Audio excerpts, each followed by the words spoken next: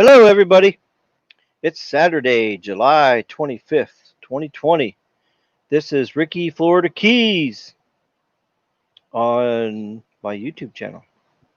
We're going to do a nice live stream tonight. People are always asking me, what phone should I get? What specs do I need? So, I'm going to do a episode tonight on the top 10 things you need to know specs-wise. I'm going to teach you about the specs. Tell you about the numbers being high, being low, what's probably going to be important for you or not, all that good stuff. So, and first off, I want to thank my supporters. A huge thank you to Dan N for the huge $45 donation to the channel. Thank you to our $5 monthly Patreon members, Dan N, Baby Yoda, Kyman T, and Mike W. So you can go to the Patreon page and you can make a donation every month to help support the page. It's really cool. You don't have to do nothing. You just sign up and you can pick whatever amount you want. There's no set thing or anything like that. And there it is right there. Oh, that's the ticker.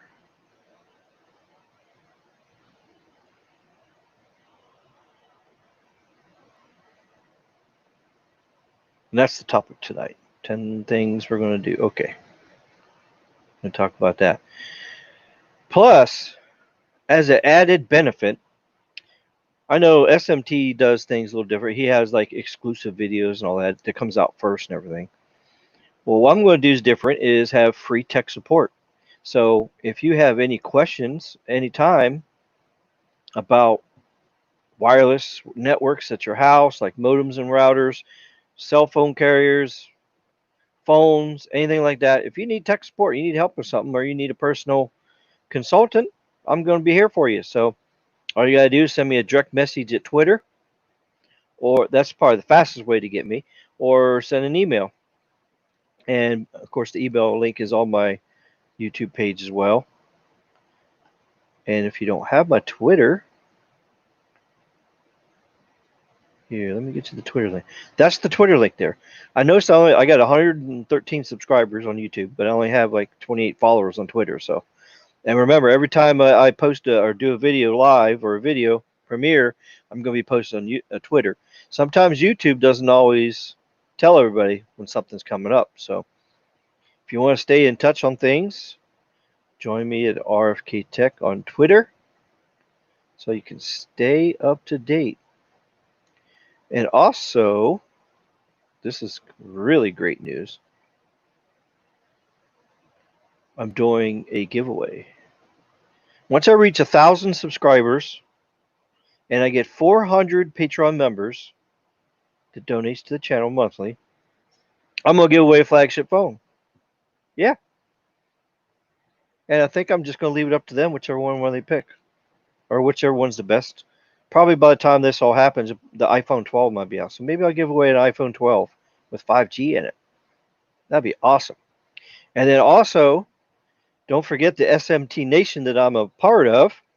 You got Sneed Mobile Tech and you got Carlos S Tech. Those guys, make sure you subscribe because that's part of the rules. You got to subscribe to my channel. You got to subscribe to. What's up, Ricky? How you doing, everybody? You got to subscribe to my channel, Carlos's channel, and SMT's channel for my giveaway. And then once I get to 1,000 subscribers and I get 400 Patreon members, I'm going to give the phone away. Plus, we're going to do something that's never been done. We're going to do wireless tech trivia Jeopardy. What I want to do is I'm just going to start asking questions, and then whoever's in the live chat has to answer first of the question that I ask gets $20.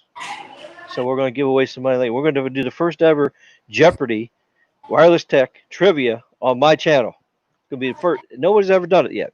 So we're going to do some neat things. That's what I like about it. I like doing things different on my channel. I don't like to do what everybody else does. I want to do my own thing, and that's it. Give you guys the truth, knowledge, and help that you guys need with this tough wireless world that's so confusing. and it's a big mess. And don't forget Carlos's giveaway. He is 6 away from his 500. 6 away. As soon as he hits 500, he's doing a giveaway. And the rules for it is you got to be subscribed to my channel, his channel, and SMT's channel. And you got to be active in all 3 channels. If So you're like, just subscribing to win a phone, Carlos says no go. And of course, I hope everybody does that for me too when I do my giveaway. I don't want somebody just to come try to get something for nothing. What we want is we want people to be active in the community, support us in the community, so that we can keep going. Because it don't do no good to have 10,000 subscribers and 50 people watching your streams. That's just kind of a waste anyway. So, but that's good. So that's that. Let's see who's in here tonight. And then we'll get on to our topic. Hopefully SMT can pop in here too. He was actually on my live stream when I did this same topic. I already did this topic before, but of course it all got wiped out, when I lost everything. So I'm just going to repeat it again because there's a lot of people that's not been around since then. And there's some things that's changed since then too. So I want to make sure everybody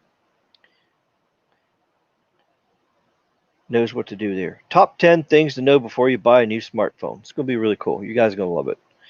Mike West is here. Hello there to you. Thank you for being a supporter. Mikey Tech Review. First one in the chat. Yeah. Gene's here. Thank you very much. Also want to thank the moderators for watching things tonight. Make sure that we don't get attacked by trolls or skunk apes or anything like that. I don't think we'll be attacked by skunk apes because they're on our side. They're going to go attack the T-Mobile towers. So, all right, what we got here? Hello. All right, Matt's here. Hello there. Greg's here. Greg is always here. Gene's always here. I got my crowd that's always here. The puppy dog's here. Everybody say hi to the puppy dog. Hello, puppy dog. That's a cute little puppy dog. I like that puppy dog. Kaimon Tang's here.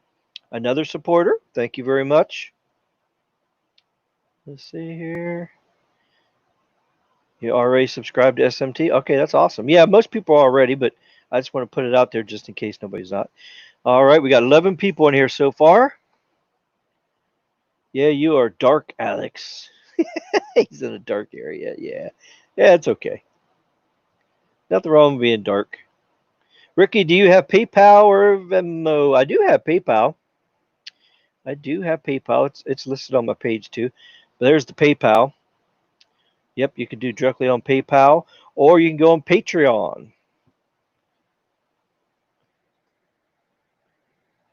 So I have both of those. And they're linked on my main page there too. Yeah, if you go to my main YouTube page and you look at the top right corner, there's a link for Twitter, and there's a link for Patreon page, and there's a link for PayPal. So you can just go to my main YouTube page, and up there at the top right corner, you'll see it up there. There's 3 little links there. You just click on it, and you're good to go. Let's see. Ricky, you using StreamYard for this live? Yes, I'm using StreamYard. I love StreamYard. It's a really good platform. I really like it. It just makes things real easy. I can share my screen, have a bunch of people on here, and all that kind of stuff. So what you up to today there, Alex?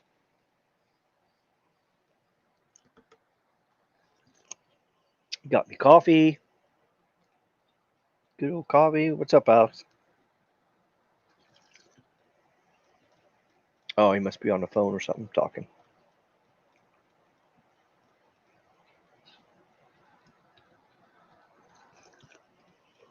Let's wait for some more people to come in here. See who else popping in here. I'm streaming this live on my iPhone SE. Okay, great. Awesome. Hopefully there's not another stream on right now and everybody's on it right now. So usually I have like 30, 40, 50 people in here. But some people will probably be popping in soon. So what you up to, Alex? I had a birthday party. That's why I had it on mute. music is Oh, loud. birthday party. Oh, yeah, yeah. Birthday parties are fun. Yeah, it's my sister-in-law's birthday party. My brother's wife. Oh, okay. Yeah, I put you your link on my YouTube channel as a featured channel. So I finally found the link and put it up there for you.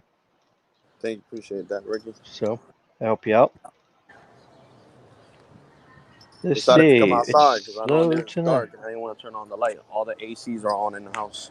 Oh, okay, okay. That's enough electricity to be turned on lights on top of that. Yeah, that's true.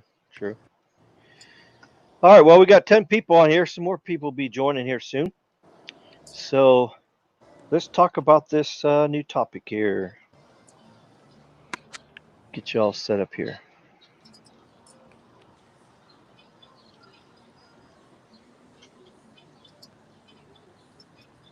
Okay.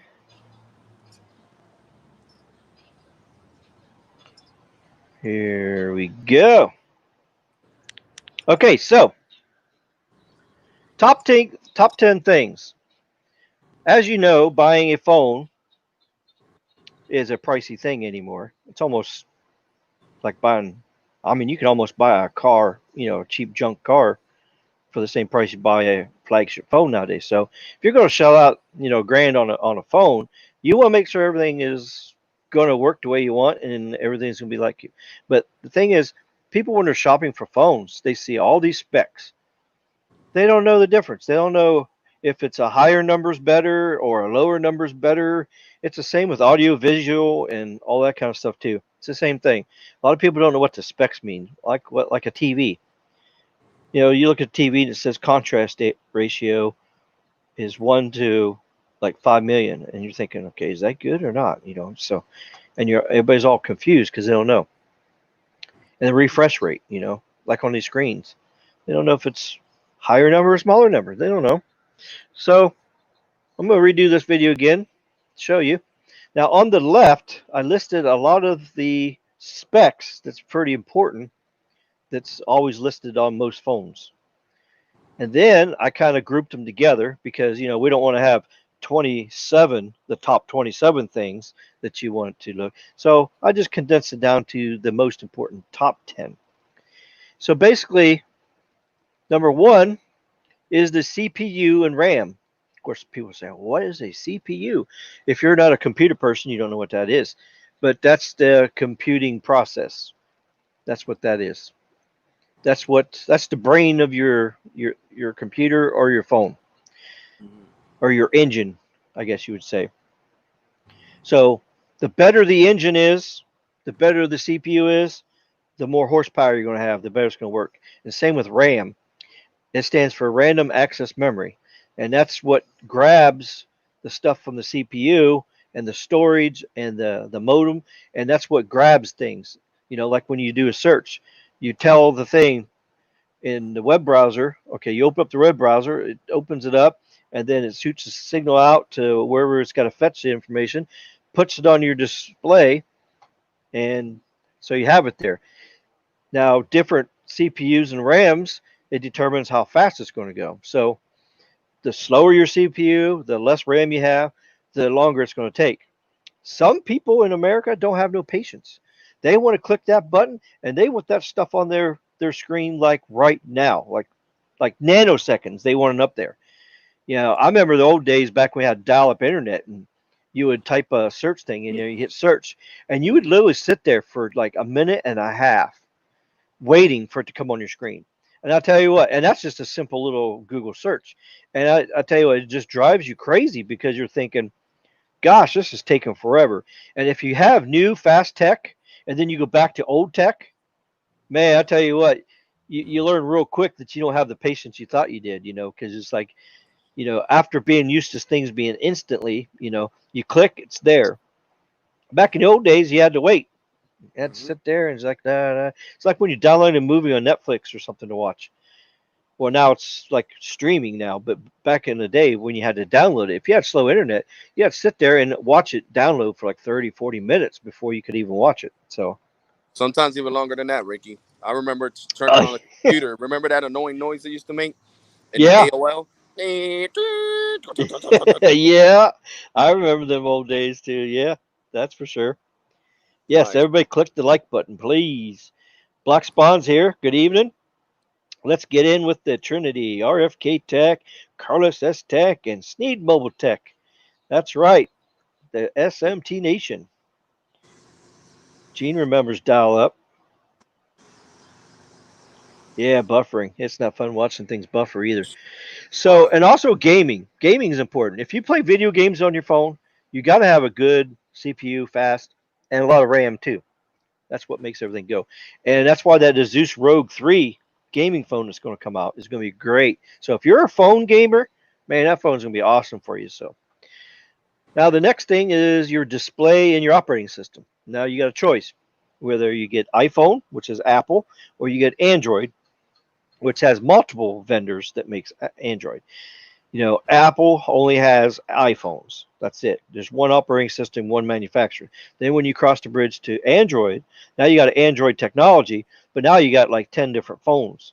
So each phone has its own little skill set or trick or feature. And like the OnePlus phone, they got the Oxygen OS, which is kind of like a variance of it's a blend between Android and their own like little operating system. And I heard the Oxygen OS is pretty good. It's pretty smooth. Ain't that what the OnePlus has? Yeah, the OnePlus. Yep, it has Oxygen in it. It's Android, but it's got its own like Oxygen in it. Yeah. So exactly. I'm about to multitask here. I'm doing this presentation. I got to keep watching the chat here and see when people pop in here. So let's see the old Commodore computer, man. Yeah, I remember that there. That's for sure. All right, and display. So number 2 also is display. Viewing more pixels and brightness. So it's important to have a bright screen if you work outside or you play outside, and you can, because if it's called the nit is the brightness. The more nits you have, the higher number is, the better it's going to be. Hey, big homie. There goes the big homie right there. How you doing, big homie?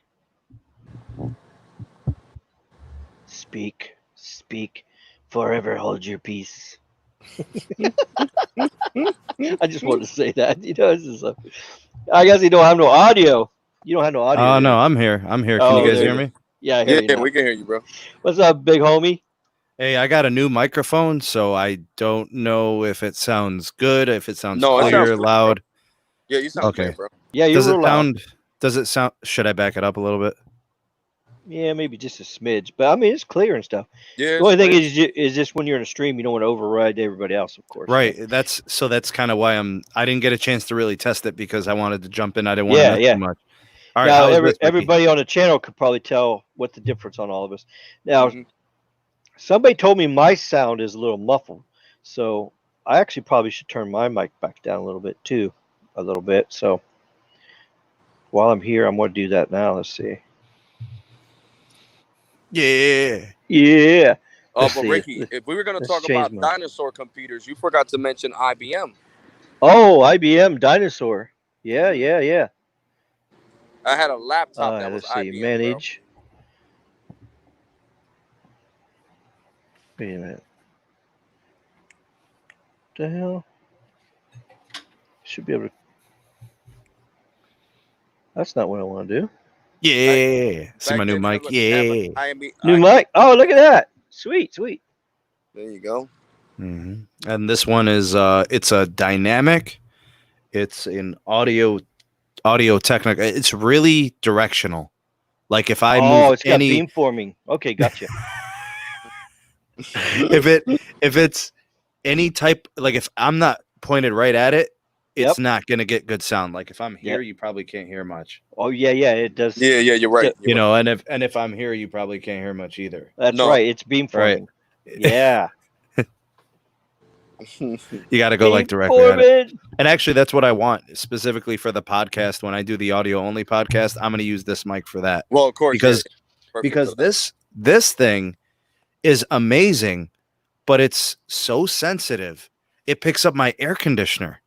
Oh yeah, you're right. Which is like 2 rooms away, but you hear the hum. You know what I'm saying? So it's actually too sensitive. I don't know. I'm probably going to move on from this mic if this one works out.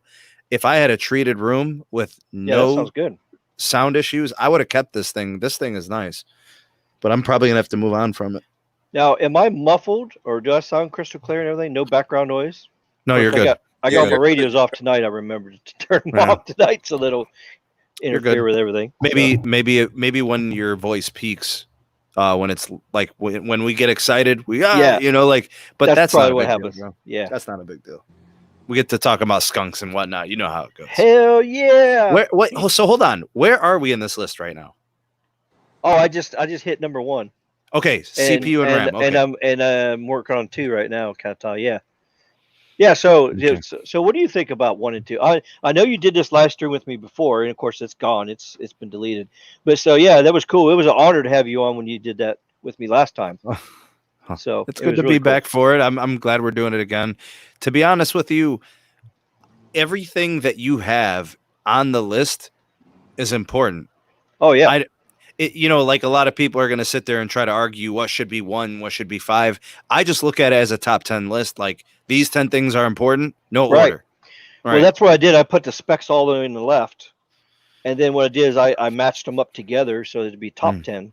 So, because you don't want top 27, that's just sure. Much, Yeah. So I just condensed them kind of down, and that's what I did. So because if I'm looking at this, like, how do I put these in order?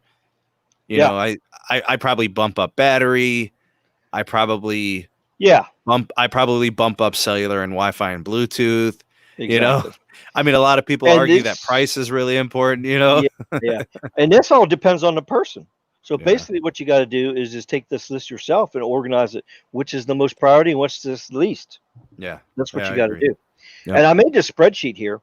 So if anybody wants a spreadsheet, all you got to do is just let me know, just send me a direct message on Twitter and I'll send you this that I made. And then you can fill it in yourself. And there's 2 steps to this too. This is just the first step here.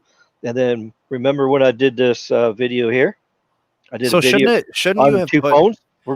I took 2 phones and I did side-by-side comparison. Note 10 Plus and the One Plus. Well, I just did it with the Motorola Edge Plus and the Samsung. So we're going to talk about that next. I was going to say when you put CPU and RAM, I think it's probably should be more like I guess RAM goes in there. CPU, RAM, and GPU.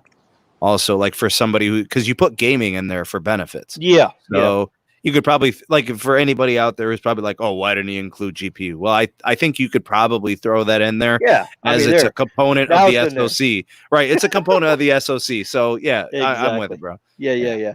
So what's your take on number 1, CPU and RAM and GPU? So what do you think is important about those? Just give us some examples. So the CPU piece, you're processing with a good processor, there's no limit to your device. With a bad processor, the experience is going to suck. The operating system has to be so optimized when you have a weak or a lower end CPU.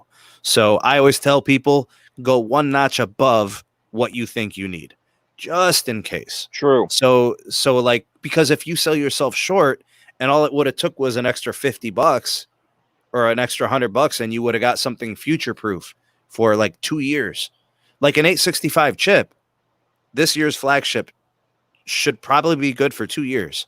Even with the evolution of 5G moving forward, you still have standalone, non-standalone, right? There's all these things. That CPU should hold up just fine even 2 years from now. A mid-range CPU is where things get sketchy. Some are okay, and then some are bad. And a low-end CPU, I can't recommend it unless you are the lightest of user. So you're not really capturing and rendering video. You're not really gaming. You're pretty much, you're a little bit of social media, a little bit of web browsing, some YouTube videos here and there, email, just basic stuff. But if you are gaming, if you are recording high quality, high definition video and audio, if you're editing or you're live streaming from your device, you want to go flagship. The CPU is going to be your most important piece there. Absolutely. And what about display and operating system? I just talked about that before you popped on, so let's see what you say. Big time, bro. Display's big time. If your display sucks, the phone essentially sucks because that's what you're looking at the entire time. So I always tell people 1080p is a bare minimum. Like that's entry to me. Quad HD agree. is probably where you should be. Yes. Oh, cool. The sound is butter. Fantastic. Butter. I don't know, man. Like 4K displays are pretty sweet, but like from what I understand, we don't have much content that's 4K. Like you can't watch YouTube TV in 4K. You can't watch AT&T TV in 4K. So, like how much content is going to be streamable at 4K? Yeah. Like there's some Netflix, there's some, but it's just hard to justify it for mobility at this point. So yeah, I'd say here I'm gonna throw you a question too. Why is it that we don't have maximization? Maximization? Yeah, is that a word? That's a new one to me. Maximization. That's pretty good. Okay. Try again. yeah. Maximum use of video. Why is it today we don't have maximum use of the video? I don't know. One word, 2 letters. Yeah. Deprioritization. 5G. Oh yeah, that would completely eliminate all that. Exactly. That's 100% true. With 5G, your capacity, your channels widen so much that your bandwidth is like it becomes this open freeway of like 200 miles per hour. So right now we're being choked, and people are saying, "Oh, we don't need 5G." Yeah, come on, man. Video is the new thing. Live streams and Ricky, watching TV on phones, gaming, I know, streaming. I mean, we know for a fact that data usage has increased 300% every 2 years for the last decade. So if you know what the trend is, then you know that something's got to give. And AWS was a huge boost, and PCS has been a huge boost. Yeah. And they've all been really important. And now we've got millimeter wave and more mid-band is coming in the pipeline. Absolutely. We need it, bro, because there are times where you're trying to watch something and you buffer. And you're like, what the hell? You got to flash airplane mode. You're getting deprioritized on the network. That whole thing sucks, bro. That's crazy. Yeah. Very true. And 480p video, come on, man. Get out of here. That stuff's got to stop. That's like saying you need CDMA and GPRS and blah, blah, blah, blah, blah, blah. I'm done, bro. I'm done with 480p. I'm done with all Send the skunk apes to their house. Yeah. That's I mean, look, 720p, you can make an argument, in my personal opinion, because I'll make this argument. I can see the difference between 720p and 1080p. People tell me they can't. I can. Yeah. I can tell. And then let's take it one step further. People say, I can't tell the difference between 1080 and 1440. I can. I can. Yeah. I like on a 6-inch display, I can clearly see it. So Alex, you've got an 11, you've got an 11 Pro. One of them is LCD, one of them is OLED, but there is a resolution difference between the two that is more dramatic. Your 11 Pro is 1080p, right? Or you have a Pro Max? No, I got the Pro. Okay, is that 1080p? Because I know the Max is. They're both. They got the same OLED display from Samsung. I know for a fact, video quality, you need a really, really nice display, and then you need a cellular network to push that resolution. So they got to go hand in hand. Correct. I could definitely tell the difference. Like I could definitely. When I was using AT&T prepaid, which gave me the 7, up to 1080p, I could tell the difference. Trust me, I can tell. I got, I think 720p, but I can push it to 1080p with Verizon right now. And if I put them side to side, you can tell. You could definitely, like this LCD, what is it? Ultra Retina, whatever the hell this thing is called. I could tell the difference because you could see like the blurriness in it. That's how you could tell the difference. Yep. All right. Like it has a blur to it. So Kiman is saying, the iPhone 11 Pro has a higher resolution than 1080p. So Apple does this weird resolution thing because of their dimensions of their display. It's like not exactly whatever. Yeah. Nice. Very true. Okay, let's move on to storage. Ooh, yeah. Storage. So more apps, more storage you need. More space you need. Photos, the more photos you have on your phone. The more videos, because videos, man, that takes up just a a 4K video now takes up a huge amount of data space now. Yeah. So that's why we're seeing storage has to be more. So what would you say would be the minimum storage you should have on a phone nowadays? A storage for a phone now? Mm-hmm. I mean, this depends on the user too. I mean, if you're just going to use it to if you're not going to do music, photos, videos, and all that kind of stuff, and apps, depends on how many apps too. I don't know, dude. Apps take a lot of space. I think 128's bare minimum. You really shouldn't, unless you have expandable storage. That's 128 is bare minimum. I agree. Yeah. Yeah, I agree with that. Because remember too, whatever storage you have, there's going to be a certain percentage of it that's going to be used for your operating system and for your RAM. Actually, shares that. So, and we're going to see that here in a little bit. I'm going to show you an example of what it says the specs is, and it says usable by the user. So, definitely so. Yeah, the like with iPhones, because they're non-expandable, and cloud storage can be an option for some. It really depends what you're willing to do. I don't know. Cloud storage it's for some. Yeah. And then the power users, they're looking, like I want my micro SD card. Yeah. And I like the concept of having a full terabyte, storage. Like some people do movies on their phone. They download them. Yeah, absolutely. And which is incredible because, I mean, 4 gigs, maybe 6 gigs per movie. Depends on what the resolution is. Yeah. Right. So especially if you're going 4K, I could see that going up to 10 gigs, And of course, there's still phones out there that has 16 gigabytes of storage when it's brand spanking new. Yes. No, they do. They do. You can go to Metro right now and get a phone that has 16 gigabytes and 2 gigabytes of RAM. Correct. And even Cricket has them. And Cricket has them too. And they call them mid-rangers with 16 gigs of storage. Yeah. And it's 10 gigabytes user. So you put like 5, 6, 7 apps on there. Is for because you need some for the operating system. Yeah. Android's it's kind of chunky, bro. So that's why I want to do this stream tonight and do this topic, because there is a lot of companies out there that's putting these cheap prices out there. Oh, here you get a Android phone for $100, or they say free. Here's your free phone. Here's your free phone. Like the circus. Yeah, but they're not giving them much, right? You're not going to get nothing. I mean, 16 gigs of RAM or memory, and 2 of RAM. I mean, that's not going to do very much. So, no. I mean, if you don't do nothing on your phone but use it for phone calls and occasionally a website, then all these things, all these things might be all right. But if you watch movies on it and you take a lot of pictures and you got, it's just going to fill things up fast. So, all these things you have to really determine. Okay, what do I need? What am I going to use? And then you determine.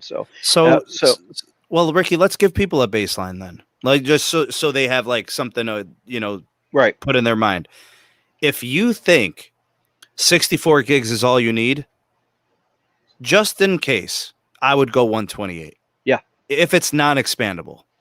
If it's expandable, then get the 64, and then of course you can add the micro SD. But the bad thing is, if you go on these specs and you start bumping one level up on these, next thing you know, you're in the flagship. You got $1,000 in it. Yeah. So you got to really say, okay, do I really need to have? Now, in most cases, people are financing, Ricky. Well, that's true. If you're financing, just go batshit crazy. Get the best phone you can get. That's what I was saying. Yeah, because you're the difference between a $1,300 phone and a $1,000 phone, that $300 is going to be somewhere in the neighborhood of $7 to $8 a month. Yeah, but you will get maybe you'll be getting a much better phone. So right. And here's the thing. Hello, Tim. And the thing is too, you got to future-proof yourself, because if you buy something today, you don't want it to be already outdated. You want something that's going to last you for the next 2 years while you're paying the phone off as well. Yeah. Very important. Mm-hmm. I mean, on the iPhones, you could really tell the difference, Ricky. Yeah, 4K video would take 300 to 400 megabits a minute, about a gigabyte every 3 minutes. Yeah. So, yeah. And then when you start going to 8K video, it's twice that. So every 3 minutes, you're going to use 2 gigabytes of storage. My brother-in-law is My brother-in-law is in photography and video as a profession, and he has 60 terabytes of material and storage. Yeah, dude. That is mad crazy right there. Actually, I have to talk to Pete about a solution for him, because he has all these external drives, and he's like, I don't know what to do. I don't know how to sort this. I don't know how to organize this. I don't know. Yep. I'm like, I don't know, dude. I have like 100 gigs of stuff on my phone. I don't know. I got like 100. I have like 200 gigs of stuff on my desktop, maybe. Yeah. You know, like I'm a minimalist. You know, I don't live his life. I don't know what to tell him. Yeah. Here's the other thing: if you don't have a computer in your house and you do everything on your phone, you're going to need more space and capacity as well. That is true, bro. Especially, I'll tell you what, if you're a creator, if you're Alex, if you're Ricky, if you're myself or Carlos, the storage fills fast, because if you're going to be doing videos, it just adds one on top of the next. And sometimes I hear that some phones even do duplicates. Oh, so I don't know why you'd want a second app doing stuff and saving stuff, but you'd be in trouble. It would fill up twice as fast. Yeah. Absolutely. Yeah. All right, let's go to. This is an interesting one. You put ruggedness. Ruggedness. All right, talk to me about this. Some people are hard on phones. Some people. So why did you call it durability? I don't know. I just want to use ruggedness. I don't know. Ruggedness. Okay. I mean, the skunk ape is rugged. I mean, he could go out there. He can climb these towers and eat the T-Mobile antennas off there. He's a rugged dude, so that's why I pick rugged dude. So. There you go. Nice. So yeah, you could use ruggedness, durability. I mean, whatever. So yeah. So with ruggedness. So the question is, are you rough or easy on phones? That's where I got ruggedness. Are you rough on the phones, or I mean, do you drop the shit 10 times a day, or do you run over with your car? Does your dog chew on it? I mean, or do you have a T-Mobile SIM in it? Oh yeah, you get mad because you're watching Periscope and it's buffering, and then you start smacking on the steering wheel. I actually did that with my T-Mobile phone when I was in Fort Lauderdale waiting on my plane. Yeah. To go to CES in Las Vegas, and I was trying to do some stuff on there, and I actually tried to do a live stream, and it wouldn't go. I had 0.25 up with T-Mobile. It ain't gonna cut it. I was mad. I started smacking the phone on the back of the damn chair. It's part of why it didn't work any better when I got to Las Vegas either. So that I smacked that phone around. I was pissed off. That's probably why my poor motor. I mean, talk about rugged, you know. It's crazy this is my Motorola E5 Plus, and I banged the shit out of this when Metro wasn't working with this thing, and it kept buffering and everything. And it actually, I actually ruined it, but But Ricky, tell me something here, and this is weird. I don't get it, and I think it's just strange. Entry level phones are more durable than the premium flagships. Yeah. That's something. Because they're made out of usually more plastic material. Yep. The premium experience basically means it's made out of glass. Right. So you want, it's because they want it to feel like it's fancy or luxurious, Yep. Well, I'm gonna tell you something, Steve. My iPhones have taken falls after falls after falls. The 11 and the 11 Pro, and thanks God the screen never cracked. Man, that's all I do is fix iPhone screens. That's all I do, bro. I get calls, emails all the time. Hey, you still repairing displays? You still doing? I'm like, yeah. But that's because they get them rinky-dink, 5 and below covers. Like I get Incipio, Spec. Yeah. Tech 21. Dude, what happened, Ricky? Ricky, what happened? Yeah, Carlos sent it to me that way. Oh, I thought you did that. I didn't do that. No, I was just showing everybody what a crack looks like on a bang. Yeah, and he says he takes good care of his phones. Yeah, yeah. Hey, so it probably had a T-Mobile SIM in it. He's like, that's probably what happened. Probably had T-Mobile SIM on it, it buffered or something, and he threw the damn thing. Well, look what he did to that one phone he had. Oh, he dude, smashed it, dude. Yeah, he's rough. Yeah. Yeah, ruggedness indeed. Yes, ruggedness indeed. So, and also water. That's the other thing. IP rated. Yeah. So we got that to worry about. whether it's water resistant, waterproof, or stuff like that, or water will kill it. So, like, do you work around water? Do you work outside? Do you get caught in thunderstorms? Yeah. Are you a lifeguard at a pool? Mm-hmm. Do you want to talk on the phone while you're in the shower? This is you important. You could do that with the IPX8 phone. You could do that. Here's something I think people probably don't know. Your phone is not warranted, even if it's IP rated. True. Let's say it's IP68. Yep. It's only rated for regular water. A swimming pool is chlorinated water. They will void your warranty for that. Yeah. It's crazy. In the ocean, it's salt water. Yeah, they will tell you it's not covered. And you're like, what? I have dust and water resistance. It's IP68. They'll say that's not regular water. That's salt water. So be mindful of that, and keep it away from the ocean. Yeah, absolutely. You know what happened to my boy that I was laughing one time? I had bought the Samsung Galaxy S8 before I went back to Ohio, right? Because I was like, let me try a Droid. I had the 7 at the time. I said, let me try a Droid. So I upgraded it, right? We go to a Hurricane Harbor in Great Adventures, which is it's all water park. So we go into the wave pool.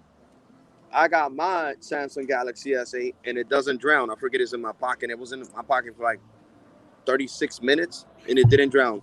My boy's iPhone 7 Plus, goner. Yeah.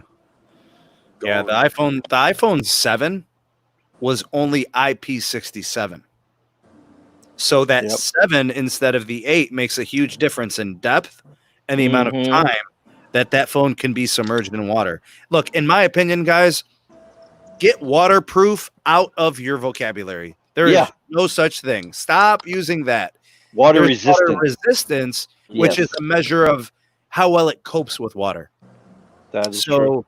Like IP67, I treat IP67 as it could take some splashes.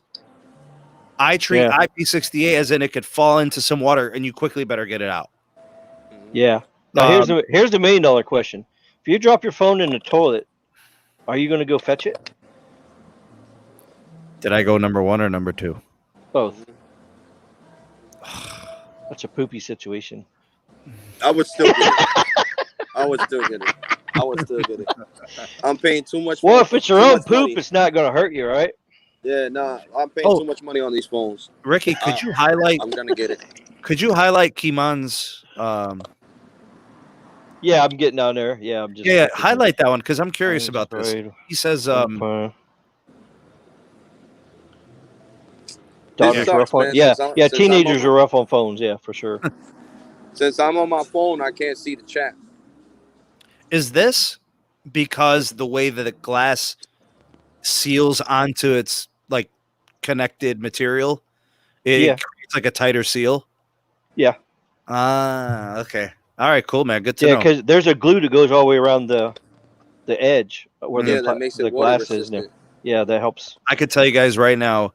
And see, here's the other thing too: is aluminum is more susceptible to heat. It'll warp and move around more with heat. So it's possible that when it gets hot, like when you're doing all the speed testing on T-Mobile's fake 5G, it'll warp and twist, and then it'll pop the seal off.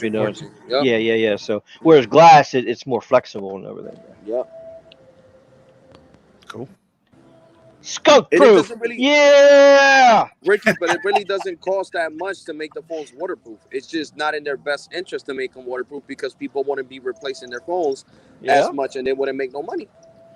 Well, so here's what it takes to waterproof a phone. Extra glue anywhere where there's connecting materials. Yeah. Rubber gaskets around anything like SIM trays. Yep. And charging ports. And nano coating. Right, so when water does get on there, it's like repels it and stuff like that. I don't know what else it takes. Maybe minimizing the inlets. Like ways for water to get in. Minimize it. Maybe keep it down to, a charging port or something like that. Because they got rid of the headphone jack. They say, oh yeah, we can waterproof better now. Yeah, and any phone that has a aluminum back on it is not going to really work. I mean, if they did that, you have to be careful because most antennas have the antennas on the back. Yeah. So aluminum is going to block the signal. So the only way you'd have a phone that has an aluminum back on it is it's going to have the antennas on the outside edges all the way around. The iPhone 6 had that. The iPhone 6S, 7, 8. No, yeah. it was up until the 7. Yeah, that's right, because they were metal back. Yeah, the HTCs, the antennas were on the outside. Right. So now phones are mainly the antennas on the back side. So, and that's the thing, you got to be careful what cases you put on your stuff because you may be blocking your signal, especially if it has plastic and metallic in it, both, you know. Oh, yeah, Keemon's right. used to test the devices for IP rating. Yeah, that's true. Yeah. Well, that's why that one company didn't get it, like OnePlus, they didn't actually get it certified IP68, even though they said it was, because they want to keep the cost of the phone down. Well, they didn't say that it was. They said it had the same water prevention as one that is, like, because they obviously want to CYA, you know. Oh yeah, definitely. Okay, so let's go to number 5, which is battery and charging. So, yes. So here's the question: do you use it a lot, or are you near a power source? So we've got the size of the battery that matters. So whether small battery, big battery, and how fast it charges. And of course, we know with graphene technology coming out, it's going to be a game changer with this part. So it's going to be really great. But for right now, you just got to make sure it's got a big enough battery it's going to last you. And do you have a car charger? Can you plug it in at the airport while you're waiting on your plane? You got a wall port where you can plug it in. And the whole big thing is these new little portable battery packs that you can plug them in. So you got extra power like that too. So you got to determine if that feature is good or not. So what's the bare minimum an Android should have for a battery capacity? I would say 5,000. Yeah, 4,000 to 5,000. It just really depends on how efficient the phone is. So if the phone is a 1080p display, if it's a mid-range processor, you can get away with a 4,000. Yeah, if it's got a 120 Hz refresh rate, it's going to burn up battery faster too. Sure. Yeah. But the Note 20 coming out is going to have the new LTPO display in it, so it's going to use a lot less energy and stuff. That'll be interesting because the last year's battery life was not good. Yeah, displays is one of the main things that uses up your battery the fastest. That's why they're coming out with the LTPO's display. Number one in my experience, Rick, from my tracking is CPU, like the task on the CPU. Yeah. And number 2 is definitely you got to put display up there. You have to. Yes. Yeah. Yeah. You said if you play phones have the turbo charge. Yeah, that turbo is really good. If you record 1 hour of video, your phone will die. You know what I'm saying? But if you watch 1 hour of YouTube, your phone goes down like 9%. Yeah. You know? That's pretty crazy. Yeah. All right. So number 6, camera, video, and sound. Oh, I forgot to ask, Ricky, the charging. Yeah. Oh. Did you, the like wireless, the speed? Well, yeah, that's coming up. Okay. You'll see that next when we talk about all that, but yeah. Gotcha. Okay. But this is just making the groups right now. But yeah, we got a lot more talking to do after this too. All right, so camera, video, and sound. Do you need good camera for work or play? So if you need it for your job, like if you're a real estate agent and you need to go out there and take pictures of properties and stuff.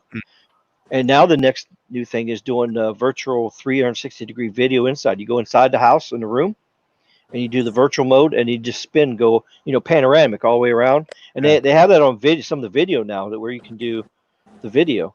It does a 360-degree video. So yeah, it just depends. Do you need it for work or do you play? Are you a professional photographer? Yeah. There's photographers out there now that are using phones as their main camera now. They don't use the DSLRs now. I mean, phones has gotten so great. I mean, it's just crazy. That is crazy, bro. I remember when people used to walk around Nikons and Canons. Yeah. And, these Sony lenses, and they'd have all these separate things. And now with these multi-camera setups, so Alex, for example, he's got the Pro. How many cameras out on the back? 3. So he's got a depth sensor. He's got a wide angle. He's got the main shooter. And each works together to put together all this data and information to put together the best image possible. And I know it's a lot of software trickery, but the lenses are there too. The sensors are there. Yeah, I got a best friend that's a professional, like you said, your brother-in-law, Sneed. he takes pictures at weddings and like sweet 15s and stuff like that. Yeah, he gets paid good money. He paid a lot of money. Yeah. And he just got the iPhone 11 Pro Max because he said he loves the camera. He said I've seen your Snapchat videos. I've seen what you post on like Facebook and stuff, and I fell in love with the phone, Alex. He was like, I love the phone. It's an awesome phone, and I had to get it. Yeah, I think the portrait mode on these new phones is freaking crazy. Yes, you know, it does this you know, this bokeh, and it blurs the background and it focuses on the subject, and like the pictures I've taken of Yasmin are awesome. You know, I feel like I'm blessed to have a daughter now, you know, so when I take photos and videos, they're amazing, you know. Oh yeah, exactly. And I try to record and take photos with the highest resolution possible. So Absolutely. 20 years from now, you know, when Yasmin is, you know, 25, 30 years old or whatever, you know, she'll be like, "Oh, you guys weren't recording with potatoes." Yeah, exactly. And how many of us now our age has pulled out the VCR tape out and watched the VCR? Crazy, and you, bro. And you watch it and you look at it and it's like, oh God. Bro, I the resolution's still horrible. I recorded WrestleMania 1 on VHS. Oh wow. I mean, it was crazy. Wow. Video res. And then you got them come out that had high 8 in it, cartridges, and all different types of technologies. So yeah, it's crazy where we came from and where we are today. It's just amazing. Yep. Something funny, guys. Juliana found my old LG phone, and she comes up to me and she's like, "Papi, what is this?" I'm like, "That's a phone, my love. That is a phone." Oh my God, this used to be a phone, this little thing. I'm that serious because the LG's like this big. It's only like 3 inches big. So, you know, she's used to seeing all this touchscreen. She was born in 2012. Them phones didn't exist already. You know, bro, you remember my BlackBerry? You guys remember I had the Key 2 I had a BlackBerry. Yep. Well, no, even earlier this year, I had the BlackBerry Key 2 LE, and I would take that thing to work at school, and I would leave it laying around my classroom, and my students are like, "Is that a keyboard?" And I'm like, "Yeah, it's a real keyboard. Phones used to have these." And they're like, "Wait, it's not an on-screen keyboard?" I'm like, "No, that's tactile buttons." Yeah. They're like, "When was that made?" And I'm like, "It's about 2 years old. It was manufactured in 2018." They didn't believe me. They're like, "Nah, that's like 2010 or something." I believe you. Because they were 5 when that phone was built. Oh yeah, definitely. My daughter was amazed, bro. She grabbed it. She was like, "It's cute though." I was like, "Yeah, it's not touchscreen." Yeah, it is not touchscreen. She was like, "Wow." Yep, she was like, "So I know you're happy now the phones are touchscreen, Papi." I'm like, "Yes, I am happy." Bigger screens. All right. Because imagine I paid $380 for a Samsung Bold, BlackBerry for her mom back then, and it wasn't even touchscreen. The Samsung Bold wasn't even an Android. I mean, it wasn't a smartphone. I don't even remember that phone. Yeah, it's called the Samsung Galaxy Bold. It was blue. It was like a little phone. It had a 3.5-inch screen, and I spent $380 on that phone. Oh, check it out. At least for now, you could get a $380 phone, but it's a spec'd out Android. You know, it has decent specs. That thing, you know what it had? It had a VGA front-facing camera and a 1.3 megapixel rear-facing camera. So imagine.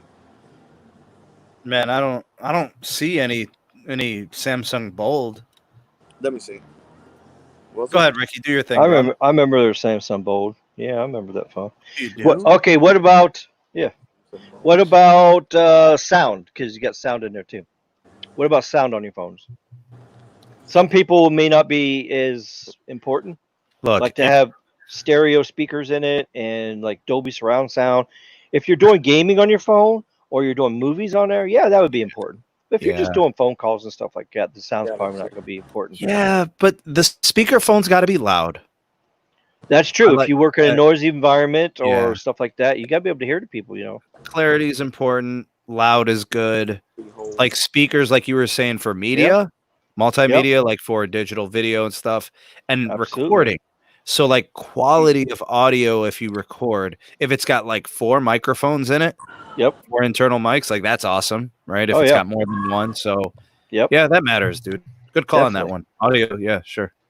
Yeah, I found the phone, Sneed. Look, I'm gonna turn the camera around so I can show you which one I'm talking about. Oh, and dual facing front speakers are the best. Dual. Oh yeah, definitely, yeah. Hold on. Come on. There it goes. You see it? That's the Samsung Behold. Mm-hmm. Oh, Behold. Okay. I spent $380 plus tax. It was like 400 or something. Did you feel that you were taken advantage of? Now I do. Back then I didn't. Now I feel like I've been scammed, bamboozled, and run amok. Yeah. No, and it also feels like Steve and Ricky, like skunk case, were humping my leg while I was making a purchase. What? Yeah. Oh my gosh. Oh, dude. Yeah, I knew that one was coming. I felt it for some reason. That one was. Yeah. I knew them skunk cakes were humping a T-Mobile monopole the other day. Somebody got a picture of it. It's like, I was like, yeah, hey, what are you doing there? Just having fun before we go eat the antennas. We're working up an appetite. Yes, bro. That was a lot of money for that phone back then, bro. Jesus Christ. Matter of fact, I'm sorry, it wasn't 380, it was 450. Now I'm getting stressed out thinking about it. It was 450. Oh jeez. I'm serious. Yeah. Now it just hit me. It was 400. Dude, I remember when iPhones were $199 with a 2-year contract on AT&T, you know? Mm-hmm. Dang, I remember the HTC Evo. Yeah. Dumb phone versus smartphone. Yeah, good point, Maverick. HTC was the one who first built the first Android ever. The G1 was an HTC. Yeah, HTC's garbage. You know what it stands for? Horrible telephone connection. Oh, I loved HTCs back in the day. They were legendary, bro. I had an HTC Thunderbolt with Verizon, and that thing was the biggest piece of shit on the Thunderbolt was bad. Yeah, it was bad. Yeah. It was a bad phone. But every phone after it Ricky, was the first LTE phone out, and I had 3 defective phones in a row, and Verizon would not let me get a Samsung. Yeah, and that's so what I told them. That's why I dumped them and stiffed them. So. But Ricky, seriously, every phone after that made by HTC was really good. Yeah. All the way up to the HTC One M7 back in like 2014, 2013. Yeah, it was. Yeah. Well, I never owned another HTC after that. So. Yeah, it'll scare a lot of people away. And that's what these manufacturers don't understand. You can't come out with a new phone that's a piece of shit because it's going to make everybody hate it. Just like T-Mobile, when they come out with their crappy network, some people will never go back to them ever, even if they change. So even if they do get their shit right, they'll say, "Oh no, they got that in back of their head. They're bad." So even though they've changed and improved, you know. So Ricky, let me know what you think of this idea, Ricky, and you too, Alex. Like, because you guys are both consumers, right? We all qualify here. Alex? Were you saying something? No, I was saying that I was telling my nephew what he's gonna do now because his service. He said he's not even getting text messages ever since the outage, and he's still on the Sprint network. And I told him, well, you're not going to move over to the T-Mobile network because they said by August 2nd, if they haven't moved you over, you're not moving over. But he said dump skunk. He said he's still riding with them, and I'm trying to convince him because my nephew dump him is he's a veteran. He was in Iraq for like 12 years. Let me tell you something, bro. Like 6 years ago. Don't try to switch anybody. Leave everybody alone. You don't want to get everybody's feathers all ruffled and going crazy. I've already been attacked. They're throwing spears at me, bro. They want to take me to the stake and stab me, to a bloody pulp. Just leave them alone. Let them do what they want to do and just walk away, bro. I told him it was cool. I'm like, look, if you're cool with waiting for the service to improve, he said, yeah, Uncle Alex, I'm willing to wait. I was like, okay. All right. Well, no way. I ain't got patience like that. It ain't gonna happen, Chief. That's like saying you got a crazy wife and you want to just wait out and see if she changes after 10 years. Nope. Goodbye. See you later. I feel like that sounds a little bit close to experience, Ricky. I feel like this is you're referencing. Yeah, the funny thing is she's probably watching right now. No. Yeah, man. I sent her to the lake too, so yeah, I gotta be a good boy. Right, but yeah, I don't hate her. I forgive her. We're all good. We're good friends now. So, that's good. That's good, man. You gotta forgive and forget and go on. Of course. And sometimes you gotta do that with your carriers too. Yeah, true. Yeah, that is true. Because you never know, you might need to go back to them someday. Dude, go ahead. I'm sorry, Steve. I was gonna say, I mean, I'm not far away from leaving Verizon and going to AT&T. Yeah, well, You know, I'm not. I mean, AT&T's pretty good. I've been a loyal customer to Verizon because it's always been really good. Yeah. But if the network was to fail or falter and is not up to standard, my standards, what I'm used to, I will go to AT&T. Well, if you're in an urban area, you're set in for Verizon because they're making some amazing improvements in the urban areas. So yeah, and that's why since the millimeter wave is going to get really crazy with the new technology with the Ricky, Pivot 5G and the did Echo you see 5G. my test today? No, I didn't get to watch that yet. I seen the live, but Ricky, I didn't watch it. I was in the bakery getting 5G ultra wideband. I was inside the bakery. Yeah. Yes, and I was getting like 400 or 500 megabit per second. I mean, it's beamforming and it's getting around. Bro, I was standing behind a brick wall. Yeah. You know, that's that Pivot 5G extender. It grabs it off the stuff and repeats it. And it never used to do it. I think they upgraded. I think they did some stuff over here. Yeah, the Echo 5G and the Pivot 5G. They're launching that in Cleveland and Dearborn and a couple other markets. So basically, what you're trying to say, Sneeve, is if the skunk gates would have been attacking the Verizon towers, you would have like deuces. Deuces. Yes, sir. I will. At the end of the videos. Peace. Oh boy. Bye, Verizon. All right, so let's go to next. Number 7, weight and size. So, is big in or big out? Big is in. Big is in? Yeah, bigger display, bigger battery. All right. Yeah. All right. So you want a heavy phone? So what's in your pocket? It's like you got a loaded diaper. You got a 5-pounder. You go walking down the street, and next thing you know, your shorts is on the ground and your phone's on the ground, and you got to use a drawstring, bro. Yeah, got to put that belt on so your loaded diaper don't hit the ground, right? Samsung Galaxy Note. Yeah. So yeah, it depends on if it's important. Do you want a heavy phone or a light phone or a thin phone? Oh, Carlos is here, dude. Hey, yeah, he's here. What up, bruh? What's up, bro? You over there quiet? He's probably What's going on, everybody? There goes a Harley. Yeah. My God, that was a Harley. Yeah. That's not a Harley. That's a car. No, that was a Harley, bro. Yeah, that was a Harley. No, that was Carlos's Mini, bro. Oh, his Harley's now a Mini. Oh shit, yo. Oh boy. Hello, Chase. We got a like over here in Trent. We got a 6-inch phone. Weight doesn't bother. Yeah, so it depends on how your viewing is. You know, what are you doing on your phone? Do you need a big display for viewing video, or small display is fine? You know, how's your eyesight? Are you half blind? You need bigger letters and text and all that good stuff. No, that's true. That's true.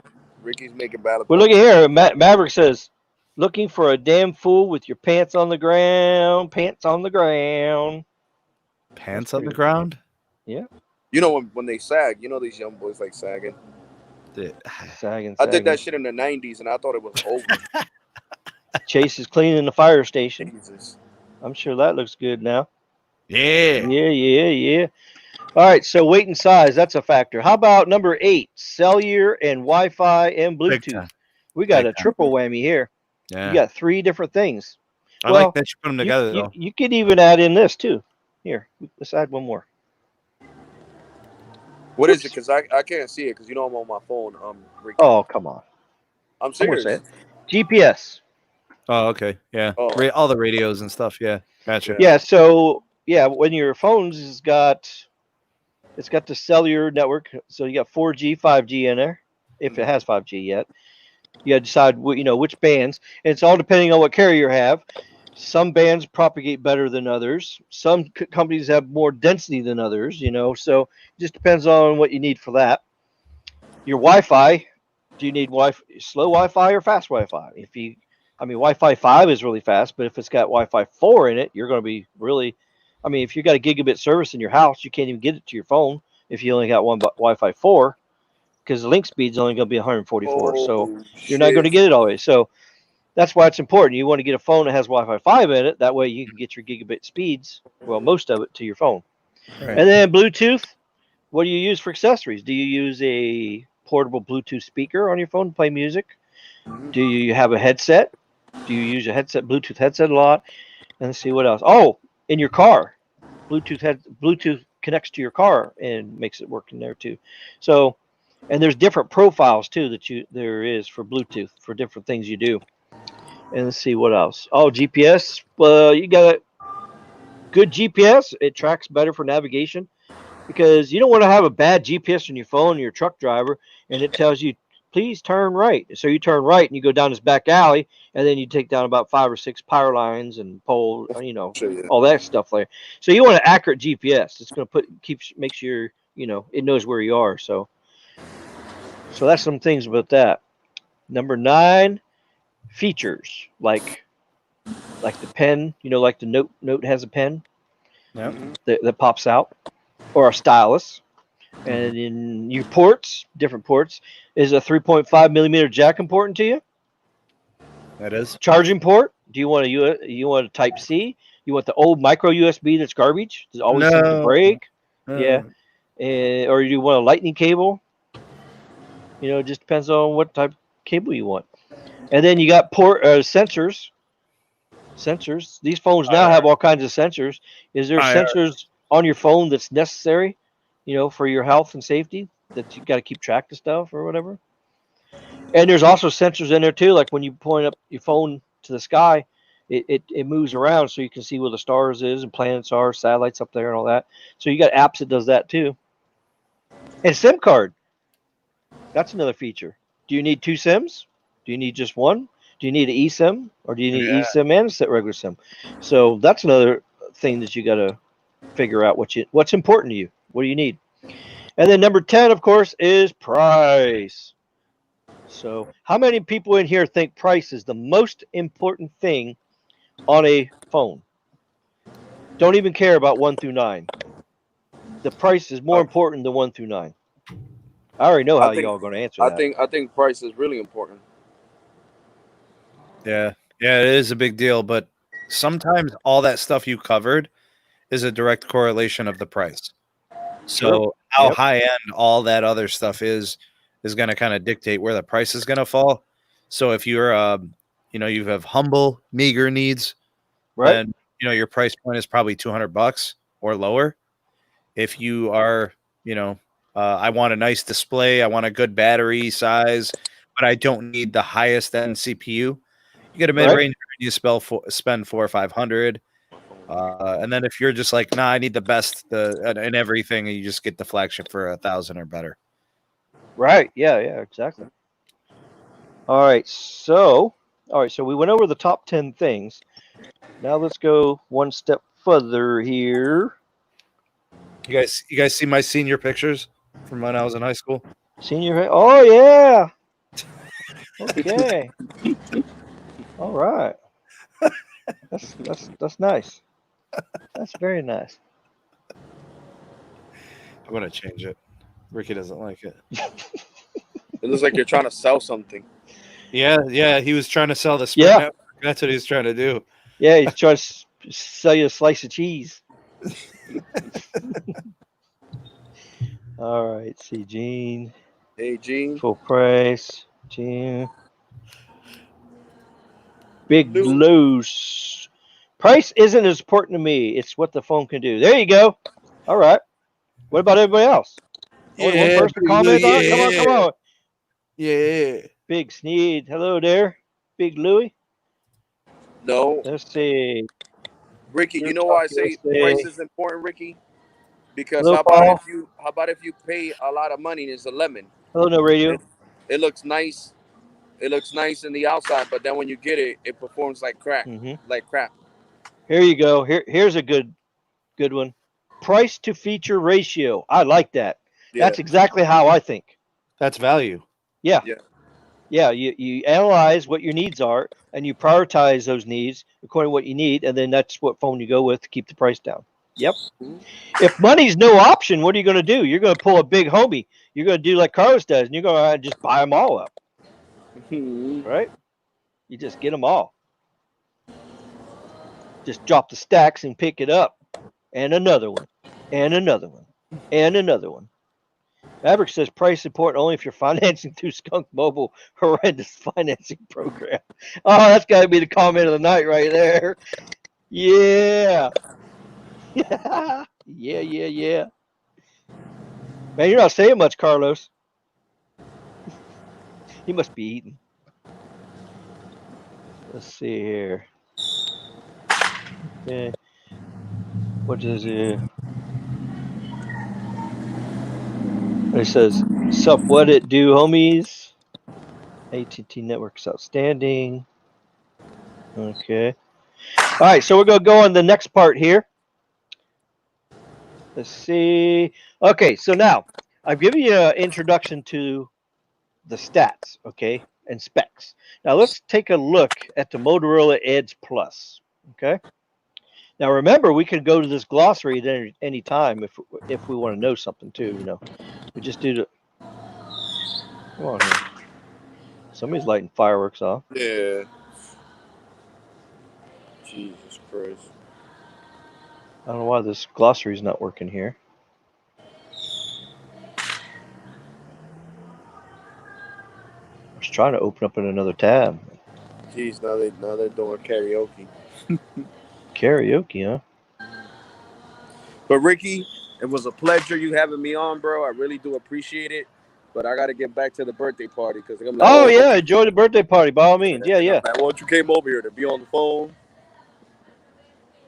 Yeah. All right, Sneed, bro. And Carlos. But thank you, Ricky, once again. Appreciate it. You're welcome, buddy. Anytime. All right, so we got the glossary. So some of these specs you want to know. Let's see. Yeah, there's so many things here.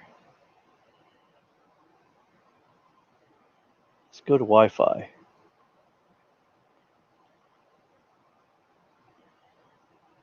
Wi-Fi. Oh, it's not listed as Wi-Fi. Wi-Fi. Oh, here it is right here. Okay. All right, so we click on the Wi-Fi one here. Here we go. Has all the different standards in here, so. Okay, see there's several versions of Wi-Fi. B came out first, then G come out, and each one has, you know, better speeds and faster. A came out, then AC came out. Well, N came out after that. N came out, then AC. So N is Wi-Fi 4, AC is Wi-Fi 5, and then AX is Wi-Fi 6. So yeah, so when we're talking about specs, if you don't know what a spec means, you can go to that glossary there and you can do a little research on it. So, but for most phones, this is how the specs are listed in here. So I'm just going to go over the specs on here and just show you guys what I'm talking about. So on this phone here, this is a Motorola Edge Plus. Specs, 6.7-inch display. So of course, the bigger the number there, the bigger the display is. The diagonal, that's your ratio of how tall it is to how wide it is. That's what that is. And then battery is the size of the battery. The larger that number, the bigger the battery. Usually it holds more. And if it's removable or not, that's part of the spec. Process, Qualcomm, Snapdragon 865. And it just, most time as those numbers get bigger, it's just the next version. Because, you know, we had the 855, then when the 860, the 865, then there'll be 870. So as the numbers go up, you know, things get better. RAM, same thing. You know, it starts off at 2 like an old tech, 4, 5, 6, 7, 8, 9, 12. It gradually goes up. So the higher the number, the better it does. And then, of course, this just tells you the type of RAM it is. And see, that's what's nice about this. And you could put your mouse over it, and it actually pulls it up. See, LPDDR, it's low power double data rate. That's what that stands for there. So that's what's great about that. Storage, the higher the number, the more you have. UFS just means universal flash storage. That's just a standard for flash. There's no moving parts. It's just a solid state type flash. And the higher that number, the faster it moves. Camera, the more megapixels, the better resolution. And then, of course, with video, same thing. If you go from 720p, 1080p, and you keep going up. And the other thing is HD, which is 720p, full HD is 1080p, Ultra HD is 4K, and then you got the second version of Ultra HD, which is 8K. And then of course you got some that's in between there. You got 2K and you got 6K. So there's two in between there too. See here, this one has 6K is the max on it. And then your motion, FPS. Here, I'll show you this. FPS, frames per second, is what that stands for. It's the resolution of the video dimensions, and it's the speed. It's how fast it refreshes. So a lower number is slower. A bigger number is faster. There's less blurriness. The refresh rate is higher. So, and that's where the new displays are coming out with 90 FPS or 120. If you're a gamer, you know all about FPS, because you can't play a video game if it's only like 25 frames per second. That's just way too low. You got to be a lot higher than that. Let's see. Okay, and your camera, you got two different specs, for one for rear, one for front. The weight of the phone, dimensions, your operating system platform, whether it's iPhone or Android, and what version. Right now, you don't want no Android unless it's at least a 9. If it's Android 8 or below, I would stay away from it, because, and I forget what version you have to have in your devices now to even go into the Play Store to even download anything. I think you have to have Android 6 or above just to even download half the apps in there, and a lot of them are not even compatible anymore. So, and then you got your modes. You got your frequency bands everywhere. So here's all this. You got your NR, stands for new radio. See, new radio. It's the 5th generation. Of course, we know we got a lot of fake 5G out there, but one of these days we'll get real 5G. January, when AT&T launches it. But here's all your frequency bands. It shows you the band number and then the frequency number that goes with it. And then it tells you where that frequency is. See here, band 2, 1900 megahertz, PCS, that's in Americas. Now you go to band 5, band 41. You start going to these other bands. Let's say you go to band 8. Band 8 is 900 megahertz. And it's in Europe, Asia, and Africa. So it actually tells you what companies has that frequency band. So just because you see all these bands here, doesn't mean all of these are USA numbers. So some of these, like band 1, look here, 2100 megahertz, it's used in Europe, Africa, Oceania, Brazil, India. So it's used in other countries. But guess what? In USA, we have a band 2100 also. You know what band that is? It's right here. Band 4, because band 4 is really this 1700 megahertz. That's the upload from the phone. The phone uploads to the tower on 1700 megahertz and then downloads from the tower on 2100 megahertz. So, but here in this countries, they use this for upload and download both together, because over there it's not a high capacity band. Band 4 and 66 is a high capacity band because it's got a lot of bandwidth. So that shows you how that is. Now this is old tech here, wide CDMA. It's old 3G tech. So this is going away, because pretty soon we're not going to be using any of this anymore, because some of them are already starting to shut down these older networks like this too. Now here tells you the category, the LTE category, which stands for long-term evolution. And the higher that number, the better the modem is. And like I've showed you guys before, when you started from category 4 LTE all the way up to category 22. 22 is the latest category right now. It gives you the most benefits. SIM card size, as you know, there's 3 different sizes. So this tells you which size the SIM card is. And then here's features. Remember I was talking about? Barometer, fingerprint reader, flashlight, water resistant, stuff like that. Accessibility, your hearing aid compatible, multiple languages. You got the TTY, TDD, and that's for like hearing impaired. And then you got to vibrate functions on alerts, whether it has just sounds or vibrate, yes, but that's pretty much standard on all phones now. Connectivity, your Bluetooth, these are all different profiles, and it just depends on what you're doing with your phone.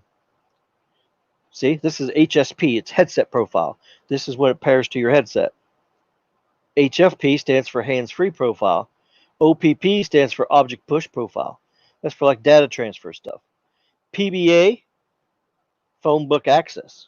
So that actually lets your phone connect to, or like your car, like you go in your car, it'll ask you, do you want to download the phone book to your, it'll download the phone book, transfer it right to your car. That way your car knows the phone book. Then A2B, advanced audio distribution profile. You got AVRC, that's audio video remote control. You got HID, which stands for human interface device profile. You got PAN, personal area network. SAP, SIM access profile. MAP, GSM map. That sounds like it's the old technology there. And then your version. The higher the number in Bluetooth, the better the version is. Then you got near field communications, which is, it's short range. I've talked about that before in the past. But near field is like when you do Apple Pay, Google Pay, you hold your phone up next to the thing and it communicates with a very low power and sends your information over for payment. That's what that's for. So you got to see if that's important for you or not. USB, Universal Serial Bus, is what that stands for. And that's the type for charging and data transfer for your phone. Then you got your Wi-Fi, like I said here, 802.11. You got well, these are in alphabetical order, but actually the actual order in technology started out B was first, G was second, N was next, then A, then AC, then AX. Remember, N is Wi-Fi 4, AX is Wi-Fi 5, or AC is Wi-Fi 5, AX is Wi-Fi 6. Input keys, you got your buttons, touchscreen, the type of that. Headphones, 3.5 millimeter jack. You got to figure out if that's important or not, because there's a lot of phones that don't have that no more. The millimeter jack is not in some of the new phones anymore. So if you don't have that, you got to make sure that you got Bluetooth that's enough to be able to do all your stuff. Stereo speakers, whether that's important or not. Power, fast charging, wireless charging, whether it's slow or fast. So, and this is in watts. You can convert this watts to the milliamps too. So they're saying watts, but there's also different terms like a 5 volt, 2.1 milliamps. And your voice technology, well, it's HD voice, and HD voice is like a voice over LTE. It's the new technology. It's very important. There's a lot of phones that's not going to be able to use that anymore. So there's your Motorola Edge Plus. There's all the specs for that. And on this Phone Scoop website, they're pretty good. It tells you who's selling it. Right now, this is exclusive for Verizon. But if you get it unlocked, then yeah, you can use it on some of the other carriers. But there may be some limitations on compatibility. And then if you look at the other phone too, the Samsung 20 Ultra, same thing. You got all this. Here's who has it, the carriers. And then here's all the specs on this. Goes all the way down through here. All the way through here. So this is how you do your research. You figure out what phone you're interested in. You come to Phone Scoop. They're pretty reliable. You come in here and you do a side-by-side comparison. And I've kind of did that for you. Now here's another place you can get the information too. You can go directly to Verizon's website and it has all the exact information. Sometimes coming from the manufacturer is more reliable because they're the ones that's actually making it. So the specs on here are more believable than some third-party websites. And you go to the Motorola website, same thing here. Here's your Motorola Edge Plus. And then, of course, this shows you all the different features and stuff. So that's how you do research on phones. That's what a lot of this stuff means, the specs. So when you start reading stuff, that's how you learn what all this stuff means. And whether it's a higher number or a lower number, which makes it better. So that's what you got to do. Plus, you got to figure out which color you want. That's usually the least important. thing that people worry about is the color. Just like when you go buy a car, if you get a good deal on a car on a lot, you're going to get it even though it may not be the color you want. So now, if you can order a car like you want, then yeah, you can probably order the car with whatever you want. Here's Samsung's website showing the Samsung phone. So with all the specs on here. Okay. And then now what I did is I took a spreadsheet and I actually made a spreadsheet up here. See, remember I did this first. See? Now come over here, do this. We still got all the categories. And then basically what I did is I went on and I entered in all of them. So here's what you do. This is interesting. You put the two phones that you're hung up on. Okay. I don't know which one to get. So you just put all the specs there. And you just go line by line. And this is what you do. Okay. CPU. All right. Here's the CPU. Here's the CPU. Okay. Which one is better? Or if they're the same, you don't even have to put a number there because they're pretty equal. So which they are. They're pretty much the same. So display 6.9. And then you go through the specs. And now here's another thing I didn't tell you about is PPI. That's pixels per square inch. The higher the number, the better the resolution is. The bigger these numbers are, this is actually the pictures of the screen too. So 32 by 1440. All right, now this one's got a little bit bigger screen, but not much bigger. So you say, okay, well, this is Quad HD, so this has got better resolution than this one. Look at the pixel rate on this one. Motorola Edge Plus is 385, but this is 509. So this screen is going to win. But you got to decide whether it's important or not. So, but if you just go, you just put a point. Okay, let's give the Samsung a point. So you give 1 point to that because the screen is a little bit better, even though this has a better refresh rate than this one. RAM, both the same. So leave it alone. Here, this is 128 of RAM. Or storage. This is 256 with turbo, right? So actually it looks like this one's got better storage. Now you got to remember too, sometimes there's an option on some of these phones like this to get a 512 or 256 version. So sometimes if you pay a little bit more, you can actually upgrade this if this is more important for you. Android 10, these are both the same. Micro SD, so and this one don't have an external storage. So if it don't have it and you need it, that could be important.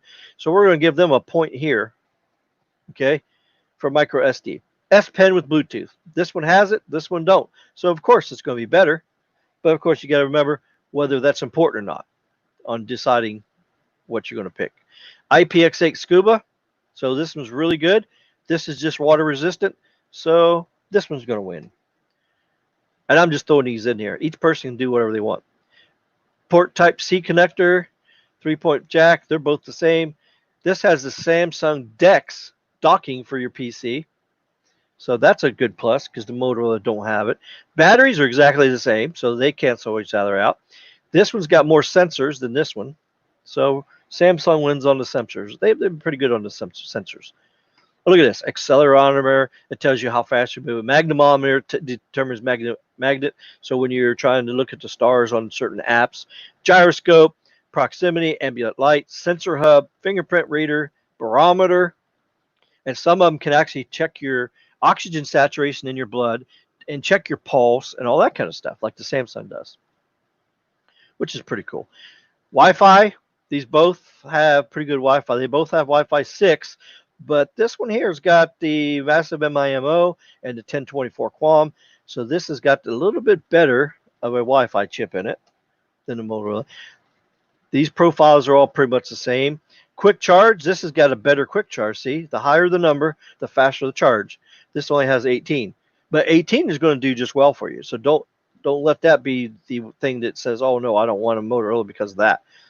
I actually think the Motorola phone's a better phone than Samsung.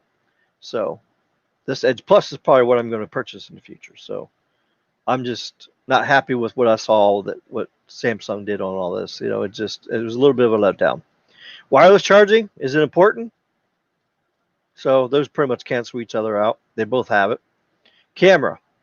Now this is going to win because it has the optical zoom of 10 times versus the 100. So this has actually got a better camera.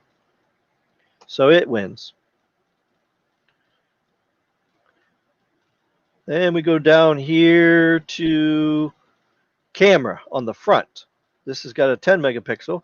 This one's got a 25. Okay, all right, well, that one wins.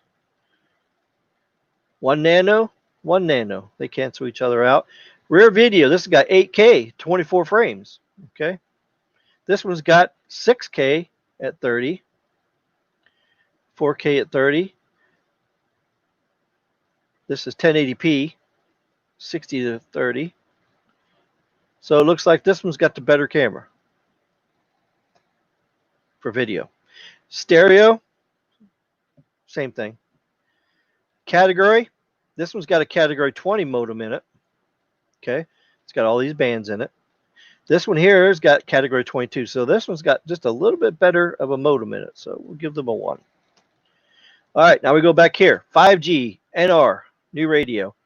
All right, so this one's got N2, N5, N41, N66, N71, N260, and N261. These three-digit numbers are millimeter wave.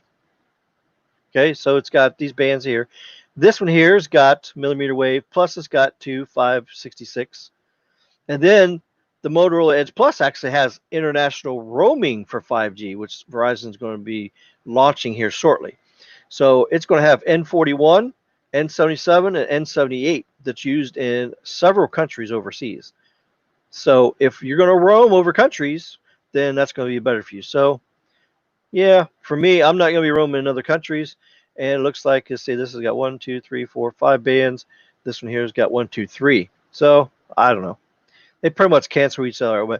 But just for the kicks, just because it has international roaming, let's give them a 1. I mean, like I said, this all depends on you. That's what this cheat sheet does here. This just kind of helps you decide which phone you want, if you want to go by points. Okay, weight and size. Okay, which one's less? Let's see. This one's 22 grams. I missed a number there. It's 202. It didn't save it. Okay, so they're about the same weight. 166 by 76 by 8 millimeters. That's the tallness, the width, and then the thickness is what these are. So it looks like this is a little bit bigger of a phone than the Motorola. Looks like it. Well, this Motorola is a little thicker than this one. The Samsung is thinner. So let's say, do you want a thick phone or a thin phone? Say, oh, okay. Well, so you got to pick one. Which one do you want to pick? Well, if you want to go with the thinner one, you pick the thinner one, or whatever you want to pick. There you go. We'll give it a 1. Price. This one's $13.99. This was $9.99. Well, that's a no-brainer. Well, we're going to pick this one because it's cheaper. But you got to remember, okay, does it have everything that I need for the price? Or would I rather pay this price to get the extra stuff? And, of course, you know, this one we spec'd out as a Verizon model. And then this one here is Verizon exclusive, which when it's unlocked, it will work on AT&T and Skunk Mobile also. Now, when you tally up the points, look who wins. Samsung wins 11 points versus the Motorola Edge 5 points. Now, even though this says 11 points here and 5 here, just because of the price and just because I like what the testing has been done so far with the Moto Edge Plus, that's the one I'm going to go with. So just because it gets 11 points don't mean you're going to buy it, you know. So this phone does everything that I need. I would be happy with all these things. So sometimes, you know, if you don't need all this extra stuff and this will work for you, you're good to go. So let's go back into chat here and see what everybody else thinks there. What do you guys think about the top 10 things about the phone specs to help you determine what to buy? Let's see what you guys have to say here. I got to just find my last spot here. Okay, I remember this. Okay. Let me just go on and catch up to the chat here. If you guys have any questions, just post it. I'm going to catch up here in the chat with you guys. So hopefully this is helpful to you guys and can help you decide on what to buy. And I know Silva has started streaming at 9 o'clock, so I'm going to wrap this up here in a minute and go join over there on his live stream next. So wrap this thing up. That's why I started at 7:30. I'm just trying to get out of here by 9 because I know people want to go over watch Silva. Does a really good stream. All right, Matt says, okay, just curious. Do the catching up here. Carlos is quiet. Yeah, maybe he's just tired. Let's see. Everything that's expensive is always good. Yeah. Yeah, so true. Okay.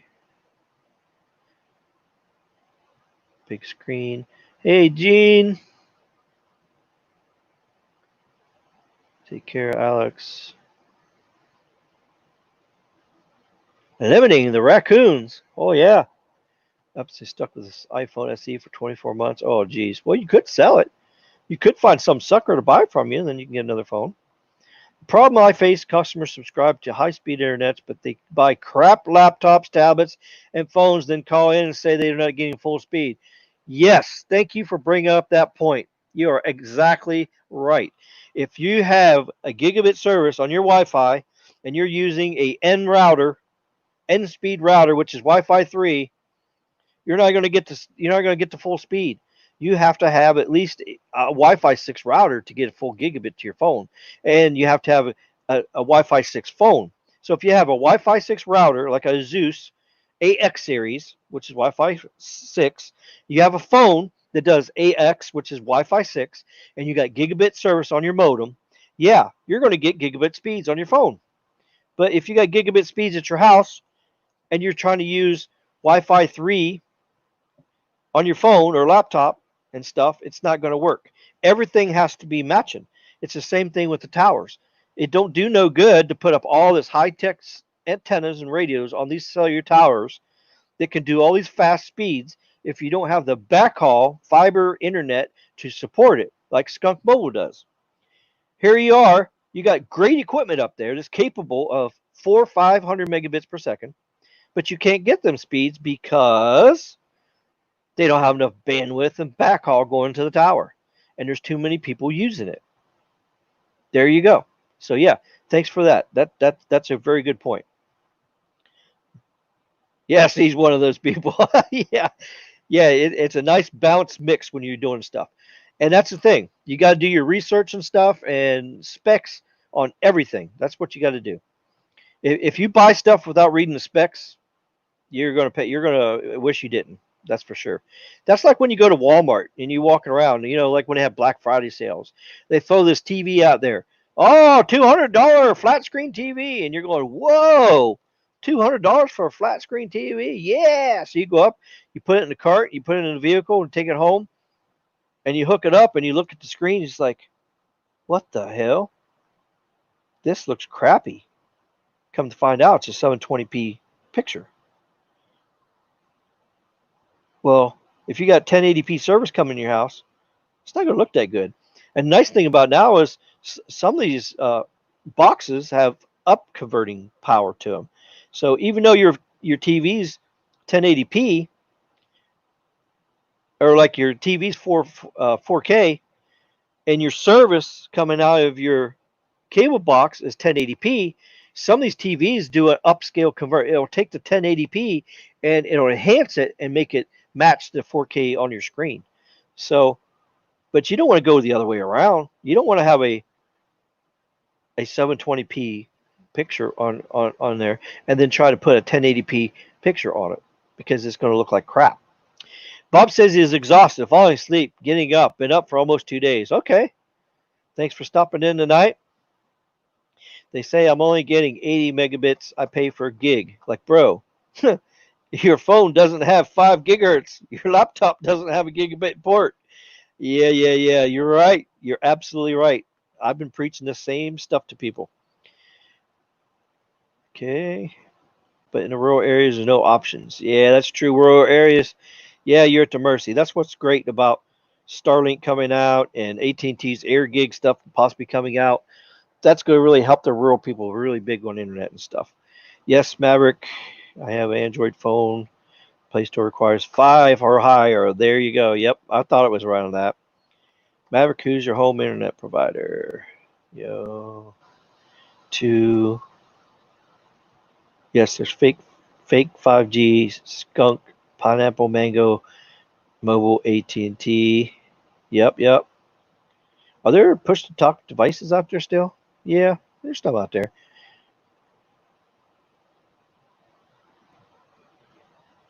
Get to these chat here.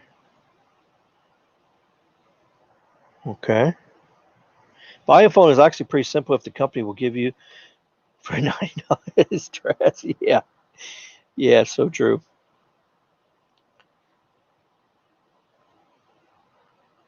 If it's not 99 or less, it's junk. Yeah. Sometimes if they give it away for free, that should be a ding ding ding ding. You're getting a 3, 4, 5-year-old junk technology. So yeah. Yeah, on your DSL, aka fake universe. Yeah, they call it fiber, but DSL universe is such a cry. Yeah, I hear a lot of people talk about how bad it is. True, true. That's why I wanted to be a technical writer. You get to play with everything. Yeah, exactly. Most of these people are getting the $99 phones from Boost, Metro. Yeah, yeah. And then they wonder why they don't have no performance. Their phones stop working because you loaded up the storage with all the apps and there's no room. You can't use 100% of your storage because your phone will crash. It won't even work.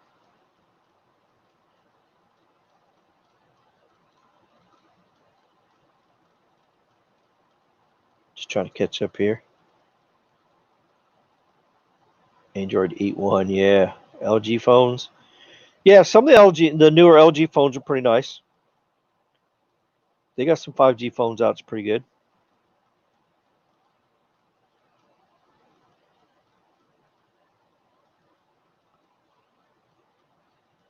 Price is what? Okay. Yeah, it's not a problem with the phone you have as long as your expectations line with it. Take forever to update the phones. Oh yeah, yeah. That's another thing I consider too is whether they have software updates and all that kind of stuff. I recommend the Motorola Edge Plus over the Samsung phone. I'm watching you on the Motorola Edge Plus right now. Oh, congratulations! Yeah, yeah. Well, I've seen Carlos's review on the Note 20 Ultra and the Motorola, so I trust Carlos because he's used both phones. I trust him. So I've been a Samsung fan for. I've had Samsung phones, but after what I've seen with what they did on that last model, it just kind of like it's not worth that much money. So not at all. I like the price on that, and I have Verizon service, so I probably am going to go with Motorola Edge Plus. I gotta wait till I get back to work before I get any kind of phone. Or we get lots of Patreon subscribers that support my channel. Then I can just do YouTube full time. Yeah, I'd rather do that. I'd rather do YouTube full time and give away phones and stuff like that. Have Jeopardy trivia on my channel, stuff like that. Oh yeah, that's right up my alley. I would love to do that. Carlos is asleep. I texted him earlier when he started your live. Oh jeez. Hey Caleb. Hey, what up, man? How you Oh, doing? man.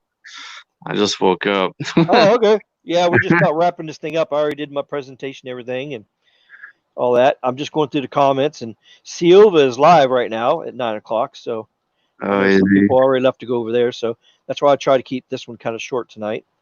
Oh, Do gotcha, bro. How's your weekend going? Oh, that's going good. So what do you think about the top 10 features of phones? What do you think? What's important to you? Well, um, Yeah, see here. yeah, I would see connectivity, like, for an RF connection, durability. Yeah, see here. Yep. Yeah, I don't want my phone to break. I would say, probably like, battery is important as well. I know some phones have, long-lasting batteries. Some phones don't. Not really concerned about necessarily about how big it is, the phone, or anything like screen real estate, but yeah, ruggedized stuff like that. Make sure it's durable. And I would say probably the last thing would be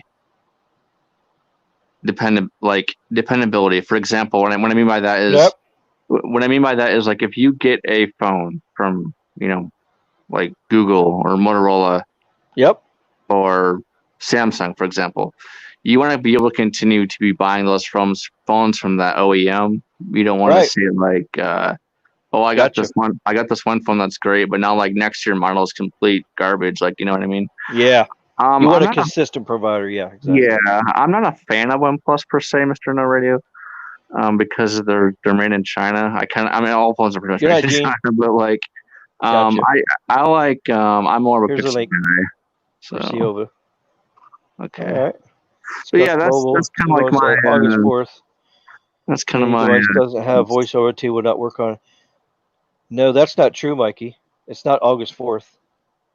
We're talking. It's 2022 is when they're going to start requiring it. It's actually no. It's actually they're going to stop. They're going to stop taking phones in January 2021. Actually. Yeah. So. But the cutoff for that is like 2022. Yeah, I read the article on it. Yeah,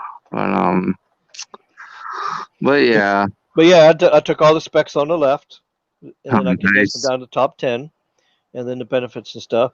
And then on my cheat sheet here I put the same thing here. I did all the specs. You could do this with 2 phones. You can take any 2 phones and just list them all, and then you can go down and pick which one is more important and help you determine, which has more points and stuff like that. And that's what I did.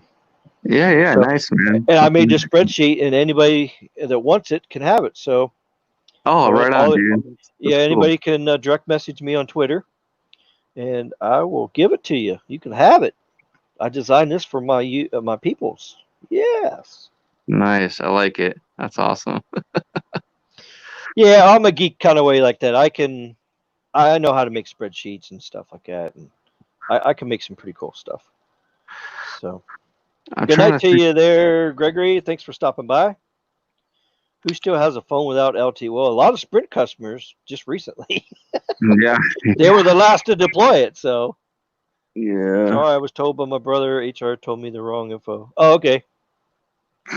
What's the deal with Samsung A71 and T-Mobile? Yeah, well, we already know what the deal is with Skunk Mobile, but you gotta remember too that A71 is a kind of a watered down phone too, so. It doesn't even have band 46 and 48. So if you're getting it for Verizon, I would make sure that it has those bands in it. Because otherwise, because 46 and 48 is going to be very important for our Verizon for their capacity. Now, if you're going to get an A71 for AT&T, you're good to go. They already have lots of bands. So, and it has all the bands for AT&T. And for Skunk Mobile, yeah, it'll work for there too. But so I don't know. So what are you talking about when you're saying what's the deal? Are you talking about what's the bad deal with them, or what is the money deal? You gotta be a little bit more specific for us here. So. I'm not a fan of Samsung devices per se. Oh, yeah. Hey, there's this one phone. There's this one phone. I think I tweeted it out. It had a 10,000 milliamp hour battery. Yeah. I forgot. It's Oki or Oak. Was it OKEI something? I'm trying to remember what it was. The Metro model. You know what I'm talking about? I wonder if we could pull that. I wish I had 2 phones with me right now. Yeah, somebody talked about it on the live stream the other day about that. Yeah. Well, the Rogue 3 is going to have a big battery. It's going to have a 6,000 milliamp battery in the Rogue 3. Oh yeah. Like the 10,000 milliamp battery is supposed to have like a 30-day standby time. Yeah. Well, that phone there was it's a China phone. I don't think it's going to be a USA version, is it? I don't think it is. No, it's not. It's not. It doesn't have all the USA bands. Yeah, but still, the fact that they made a 10,000. I would never buy a phone if it don't have all certified bands for USA. Just would not do it. Yeah.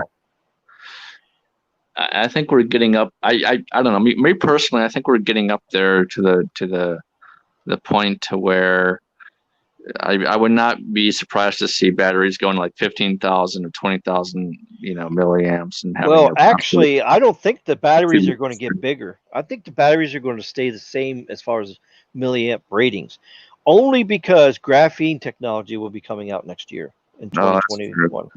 Because basically, if you have a graphene battery that's 5,000 milliamps, it's going to turn into a 10,000 milliamp. Even though it's really 5,000 milliamps, it's going to last longer. It won't deplete as fast. So you don't have to have a high milliamp battery for usage. So basically what it's going to do is it's going to double the capacity. So a 5,000 is going to act like a 10,000. And here's the other thing too. You know how it takes an hour to charge a battery? Well, the graphene battery is going to take 15 minutes to charge. Less. Yeah. For the whole battery. No, so yeah. Can you imagine having nice. a 2-day battery that charges in 15 minutes? Yeah, that's better than crazy. charge. Yeah, that's like better. We're not going to need big batteries anymore. Actually, I would actually predict that once graphene technology comes out, the batteries will get smaller. They'll switch to a 3,000 milliamp battery, which when you double the capacity wise with graphene, it'll make it 6,000. And yet it's still going to be able to power the phone very good, charge up in 15 minutes. And then here's the thing. If you reduce the battery size, what can you do with your phone? You could put more shit in it. You can put you can put bigger millimeter wave antennas. You can cover every single band out there. You could actually put dual antenna modules in it. Oh, it'd be nice to have like dual. Can you imagine have a module for just millimeter wave and then another module for low band and mid band? Can you imagine how much more efficient? Plus have 4x4 MIMO on both sides. Can you imagine? I would love that. I am very excited about that. So I think it's going to be awesome when graphene comes out, because then they can reduce the size of the battery and start making other stuff bigger. Because you can't make the phone bigger. Nobody wants a bigger phone. Nobody wants a bigger battery. It's going to make it heavier. So reducing the weight and size of the battery is going to be a big thing. How much do you think it's going to be like cost to make, as far as like the build materials? It's going to be pretty much the same. You think so? They're using the same technology. The only thing they're doing is, instead of having a plastic separator in there, they're actually using the graphene balls instead. And for some reason, that's what's making the magic happen. Oh, that's interesting. I didn't get a chance to read up on all that, but yeah. Graphene is amazing. And Tesla's actually going to start using graphene too. Can you imagine when Tesla puts graphene technology in their batteries? Oh, I'm not a Tesla fan per se. A car has 300-mile range. Guess what it's going to have? It's going to have 600-mile range. Yeah. And instead of charging up in a half hour, it's going to charge up in 10 minutes or 5 minutes. Can you imagine plugging in for 5 minutes and you got 600 range? Can you imagine? Hopefully the battery it's going to be yeah. Well, the thing is with the graphene, it makes the battery safer. Oh, does it really? Yeah, nice. Because heat is the enemy to batteries. When they overheat, that's when they fail. Graphene makes them safer. They charge cool, deplete cool. It's a game changer, man. Yeah. No, that's cool. Battery tech is going to be. Just wait, mark my words. In 2021, everybody's going to say, "Man, Ricky was so right about this graphene battery crap." Yeah, you just wait and see. Mikey says 2 phones that have really had daily is the Edge Plus and the A71 5G and Motor Edge Plus. When I'm streaming, Periscope works better than Skunky. Oh, okay. Yeah, it's true. Better on Skunky. Solid state batteries will change the game. Oh, so you think solid state batteries are going to be coming out? I haven't even read about that yet. I'm going to have to dig up on that. Solid state batteries. Woo. After Samsung update, no incoming calls, no receiver. Oh my God, that's horrible. Bloatware. Okay, Mikey.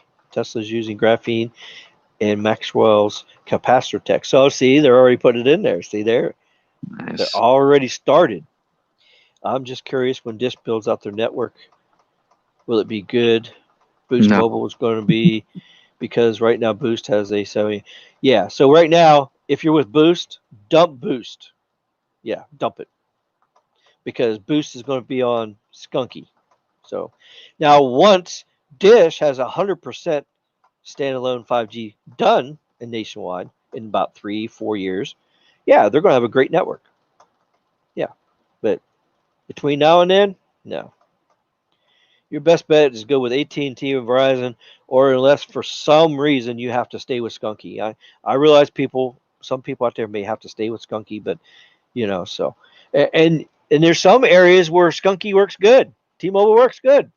Like here in the Keys, there's nobody on it. There's hardly anybody down here on the Keys that use it. The only ones that really comes down here that's using it, there's people at Miami when they drive down here, they're using it. So on the weekends, sometimes the speeds slow down a little bit, but the rest of the time, T-Mobile's fast down here because there's nobody using it, and there's plenty of fiber and backhaul going to it, so it's really good. But you go into the urban areas in most of the countries, it's horrible. It's just too congested, and there's no density to the towers. I mean, I've already talked about you know, I don't want to sit here and dog them forever and ever. You know, I'm sure some people are sick of me dogging them, but you know what? Hey, it is what it is, and I'm going to say it. So that's just all there is to it. Graphene is solid state. Oh, okay. I didn't know. All right, graphene was labeled as a solid state battery. I didn't know that. Okay. All right, I got you. All righty. So thank you so much. Oh yeah, talking about the Verizon wanting the higher power on a Wi-Fi 6E band. Yeah, that 15 watts is actually the ERP watt, not what's coming out of the transmitter radio. He was talking about. Oh, in the comments. Yeah, Okay. yeah. You just had it backwards, or that you had it backwards. You thought it was 15 from the radio, but no, it's the other way around. It's still 1 watt from the radio. Well, because we like, for example, we set for example for 2.5 for many macros, they're yeah, those should be 30 from the radio, and then whatever the ERP comes out, which is probably what 200 or 300 watts ERP, depends on what the gain is. We said it's I could pull it up. I think it's like 40 dBm actually, or 40. I'll have to look it up really quick. I think it's like 40 or 44, but no, it's we'll have to see. Like I want to see like what antennas they use on that though, you know, because if they can get that limit up there, it'll work. It should work. Well, with that number that they want is only 16 watts ERP. So it's the ERP is the limit, because they don't limit the power on the radio. They limit the power on the ERP, which is what transforms out the antenna. So basically, the maximum. Yeah. So if you have a really efficient antenna with a lot of gain to it, sometimes you have to turn the RRHs down below what their maximum output is, so that you don't go over the ERP. Now, if you're using a non-efficient antenna that doesn't have very many dBs to it, then you can max out the radio for the full power. You know, if it's 40 watts, you know, and the antenna doesn't put out any gain, then it's still going to be 40 watts. So if it's a zero gain antenna and you're allowed 40 watts of ERP, then you can put out 40 watt radio, which will go 40 watts out the antenna. But you can't take a 40 watt radio and put it on a 10 dB gain antenna and then put it on it, because then it's going to multiply the 40 to the 10 dB, and it's going to put out a couple hundred watts ERP, and then you're going to be over the FCC limit. So that's what you got to do. You got to tune it with, you know, you got to think, well, which you want? You want a higher gain antenna, or what do you want? So that's what you got to. And you got to go with FCC and the restrictions and everything. So for you guys as engineers, you know, it could be a pain in the butt and everything too. So it depends. I mean, we have to deal with, like, not just that, but we have to deal with like boarding sites and boarding issues as well. Yep. So, but yeah, but going from 5 watts ERP to 16 watts ERP is not much of a difference. I mean, you might get 25, 30 feet more distance, which that's not where. I mean, it's a Wi-Fi band. It's 6 gigahertz. I mean, 16 watts ERP is not going to get you much range. It's going to be like millimeter wave. It's only going to be 500, 600, 700 feet at the most. Yeah, I'll have to look up the specs and actually see exactly what. Oh yeah, I looked it up. I looked up what those. Oh, you mean on the radio part? Yeah, and the antenna that they're going to use. Yeah. Right. So, let's see. What up, Alex? What's up, bro? Yeah, I looked. Yeah, I looked. Here's what I found out. I did some digging. Okay, on Wi-Fi, 2.4 gigahertz. All right. The maximum you can put out ERP is 36 dBm, which is 4 watts. That's the maximum you can put out on 2.4 gigahertz Wi-Fi. 5.8 gigahertz band Wi-Fi, you can put out 1 watt, okay, from your transmitter maximum, which makes ERP, well, the ERP is maxed out at 53 dBm, which is around 50 watts. And that's using 23 dB of antenna gain. Right. Now, 6 gigahertz, the rule is, the way it stands now, is you could put out 1 watt on 6 gigahertz for Wi-Fi, this new band.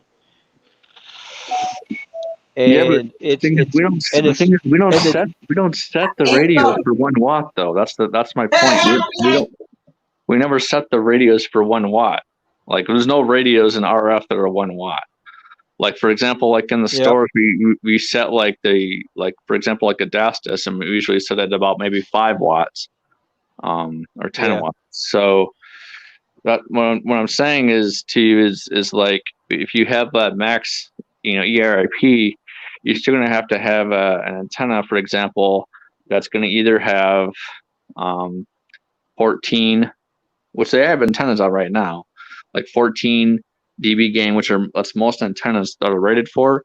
Or for example, I looked up one that has like 18 dB gains, bro. Yep. So if you look up an antenna, so what I'm saying is like they may say that for the ERP, but you're actually going to set your radio higher than 1 watt.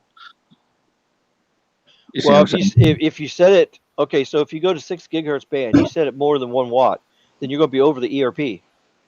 I'm just telling you well, yeah, I know, but I'm just telling you what we do, though. I don't think we really follow that, to be honest with you. Oh, okay, so you guys are always putting out more power. Yeah, exactly. FTC leaves you alone. Oh, okay. Right. Yeah. Oh, okay. I figured they'd be all over you guys, so. No. So, I mean, that's what the rule is for 6 gigahertz. It can't be no more than 36 dB, which is 4 watts. Yeah, I'm not sure if that's ERP. For, unlicensed or what, but no, dude, we actually set our radios. So you guys are smoking it.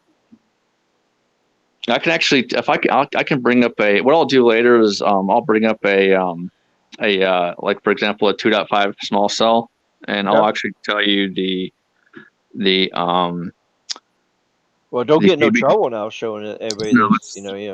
I'll let you know the dBm and the wattage that we actually put out the radio, and then with the antennas coming out of it. So. Oh, okay. And you know the gain of the antenna and everything too. Yeah. Okay. Yep. So this is I'll just give you as an example. 2.5. Well, this is how we do it with like amateur radio and also with commercial radio, like on VHF and UHF, which is a lower frequency than what you guys deal with. Let's say we're going to use LMR 400, which is a low loss coax. Now it's not like what you got to use for microwave, because you use microwave. That's not even listed here because we don't use microwave stuff. So, I mean, you use this is what the gain is. You calculate here with 50 watts. This figures out your results and all that stuff. And then you go here and you put your coax length. Let's say I'm doing a VHF or a UHF transmitter at 445 megahertz. And then I put in here 25 watt feed line with this loss. And then I hit calculate. Now what it's going to do is going to figure out my EPR. And then I put in here 25. I got an 11 dB gain antenna. And I'm putting out 50 watts. Here's the loss with the coax. Now it's 42.6 watts coming out my radio. When it hits this 11 dB gain antenna, it's going to magnify the power out to be 535 watts ERP. So let me give you something that's actually a little bit better than what we used to calculate all that stuff is called a RF link budget. Oh yeah, I figured you guys probably had something for like microwave stuff, which is different than what we use for lower. That actually you actually calculate your RF power coming from your going to your radio and to your that's the result coming out of your antenna. If you go ahead and Google really quick RF link budget calculator, and that's the one that we use. So go ahead and look. That's actually a little bit different than what you just brought up, but that's going to give you everything that we need to calculate all that out. Okay. Look all up. Right. There you go. Okay. All right. So you're supposed to put. Let's say you're supposed to only put out 1 watt on millimeter wave. So you just put 1 watt, and the antenna gain is what? DBM. 17. Well, that's the one. You would have to convert watts into dBm though. There you go. You can do it like that. That's fine. Yeah. So you got 1 watt, 1 watt out, and well, we can go like about probably let's say just 14 on the safe side. Okay. 14. All right. Okay. All right. For safe phase path loss, we'll just say we can just do. We usually put about. That's fine. You can there's different values. For example, Yeah, 0.5. I would say that's probably what I would put. You can just calculate all that crap for receiver gain, stuff like that. So you can plug in the parameters for your antenna. Like your receive gain, your loss from receiver, which would be in fiber or coax, depending on that. All right, how's that look? How am I doing? Can I be an RF engineer and make your money now? Give me a job, bro. so yeah. All right. Where'd it go? Oh, go. Oh, I didn't put that in there. I don't even know what that one is. I don't know what LM is. Oh, that's your So LM is basically your minimum and maximum loss in dB. So your minimum loss on your line. So that's minimum line loss. Okay. You can put like yeah, that's fine. Okay. So yeah, so that was like 25 dB based off 1 watt. 25 dB. So if you convert So that, that's 10. 24. But like I said, you just put in just only 1 watt though. You know what I mean? Yeah, that's from the transmitter. Yeah, I was just trying to figure out what 25 watts is with the ERP. It's approximately. Oh well, this chart doesn't help us at all. But 25, I think, is. Well, that's not very much at all. Right, because you only put in 1 watt. So that's what I'm saying. So that's what I'm trying to say. So like when I show you that example, yeah, when you add in all the different because I guess your microwave losses are a lot higher than, even though your RRH is very close to the antenna. Which that's the whole purpose. If you're just doing like straight fiber, then you're gonna have a lot less loss. Yeah. So that's how that works. So for example, if you do, let's say for example, if you put in let's say you're working on a massive MIMO site. We'll put in 360 watts. 360. Holy crap.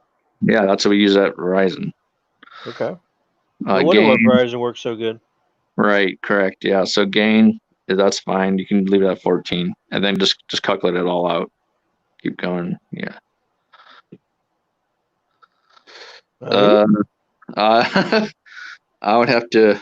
I don't like how it's in dBm. Are you sure they have? Are you talking about ERP here? No. 360? You're talking about 360 out the radio? Yeah.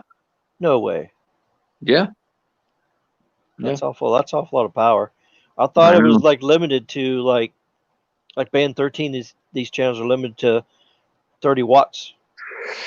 Not ERP, but just 30 watts on the transmitter, which equates to like 360 ERP. No, so that's just like one sector. We had like 360 watts going off that. Basically, you combine your channels there, and we usually do. Oh, so you're telling this number is multiple panels. This ain't just one panel, right? Or one band in it. Oh, okay. Because because when you have MIMO, you're multiplying it, so it's 30.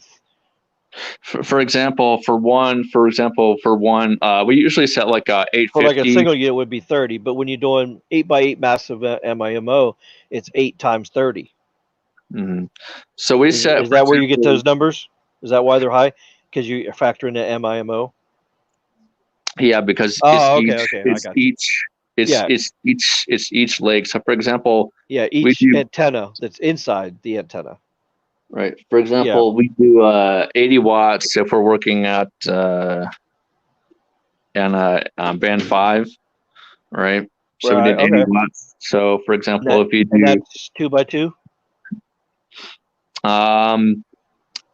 Well, you can do it is 2x2, but you can do 4x4 MIMO on band 5 as well. Oh, okay. But I know it's a low band panel. I didn't know how big you can get it. So. Okay. But yeah, so that's how we used to calculate our. I got you. Our budgets and stuff. So. Yeah, I would love to learn more about that stuff there. It's pretty cool. I just know enough to be dangerous. That's all I know. No, dude. Like I said, I'll send that over after this. Okay. Basically, it's gonna make sense to you once I show you all the numbers and values. Oh, I got you. Okay. Yeah. Mm-hmm. All right. Let's see here. Let me get to where I think this is where I left off. I'm just curious. Oh yeah, I answered that one already. Do you think it's going to take a whole 7 years for Dish to build out the internet network? Well, they said that in 3 years they'll be 70% complete. That's what they said, using the capex that they plan on doing. So you just got to remember, building out a network's not easy. It's very time consuming, and the only thing that can make your build out go faster is money, because what you have to do is you have to duplicate crews. If you put one crew out there in each state, all right, and they go, and do an upgrade in each state, how long will it take to touch every one of the towers? I mean, if it's a 3-week time to upgrade a tower or build the antennas on it, if it takes 2 weeks, I mean, think about that. If you got 10,000 sites and it's 2 weeks per site, then you got to do the math. 10,000 sites times 2 weeks. That's 20,000. 20,000 weeks, and you divide that by what? 52 a year. That's 340. Am I doing my math right? Is that 384 years? It's a lot of time, and just here's the other thing that you got. That's 384 years with one crew. So what you have to do is you have to have multiple crews. That's what gets your time on your project time. So that's what you got to do. You got to figure out, okay, what time do you want everything done? And it takes 2 weeks per crew, and then you do the math. And then that's where you get it. You say, okay, well, to get this project done without any hiccups and stuff, you have to have this many crews. So you may have to have 1,000 crews in the market. Yeah, there's like 10 crews in the market. 10 crews in the market. There you go. See, and not here's the other thing. Not all the projects start on time. Sometimes you run into snags. Oh yeah, like permits and crap. Permits, supplies. Inventory. Inventory. Real estate issues. There's a lot of things. If you don't have the shit to put on a tower, you got to delay it. If you're missing one RRH, you got to delay it, because it's not going to pay to go up there and do it and then go back 2 weeks later and put one RRH up there. It's just not. Yeah. What? I'm not sure what he's. Oh, the millimeter wave next year. Yeah. That's what I told you guys. Yeah, AT&T is going to be also standalone in January. They want to see that. Ricky, can't wait to see that. Yep. AT&T is going to blow everybody's mind away January 1st when they go standalone. And of course, stupid Skunk Mobile saying, "We're starting standalone now." How can you start standalone right now when your system is garbage right now? I mean, if they do go standalone, it's just going to be a garbage standalone system. It's going to be just like their 5G. It's going to be the same thing. Keep going, Ricky. You're going to see a good one. Past mine. Yeah, Mikey. Past mine. Right Philip, do you have an insight on T-Mobile going to be launching stand? Oh, yeah, well. You can aggregate those both low bands now on Verizon. We did aggregate the band 13 and the band 5. Aggregated them all. Oh, yeah. But it's just, see, aggregation. Here's the thing about aggregation, carrier aggregation. Your payloads will kick in a lot more efficient, a lot faster, depending on the amount of users, if it's over mid-band. Yep. Trying to aggregate. Let me give you guys an example. Trying to really aggregate low band frequencies is like trying to push a 2-ton truck down a highway. Yep. It just doesn't. Impossible. Right. Yep. Well, yeah, sure. I mean, think of it like that. It'll work, but you're just going to push it slow, right?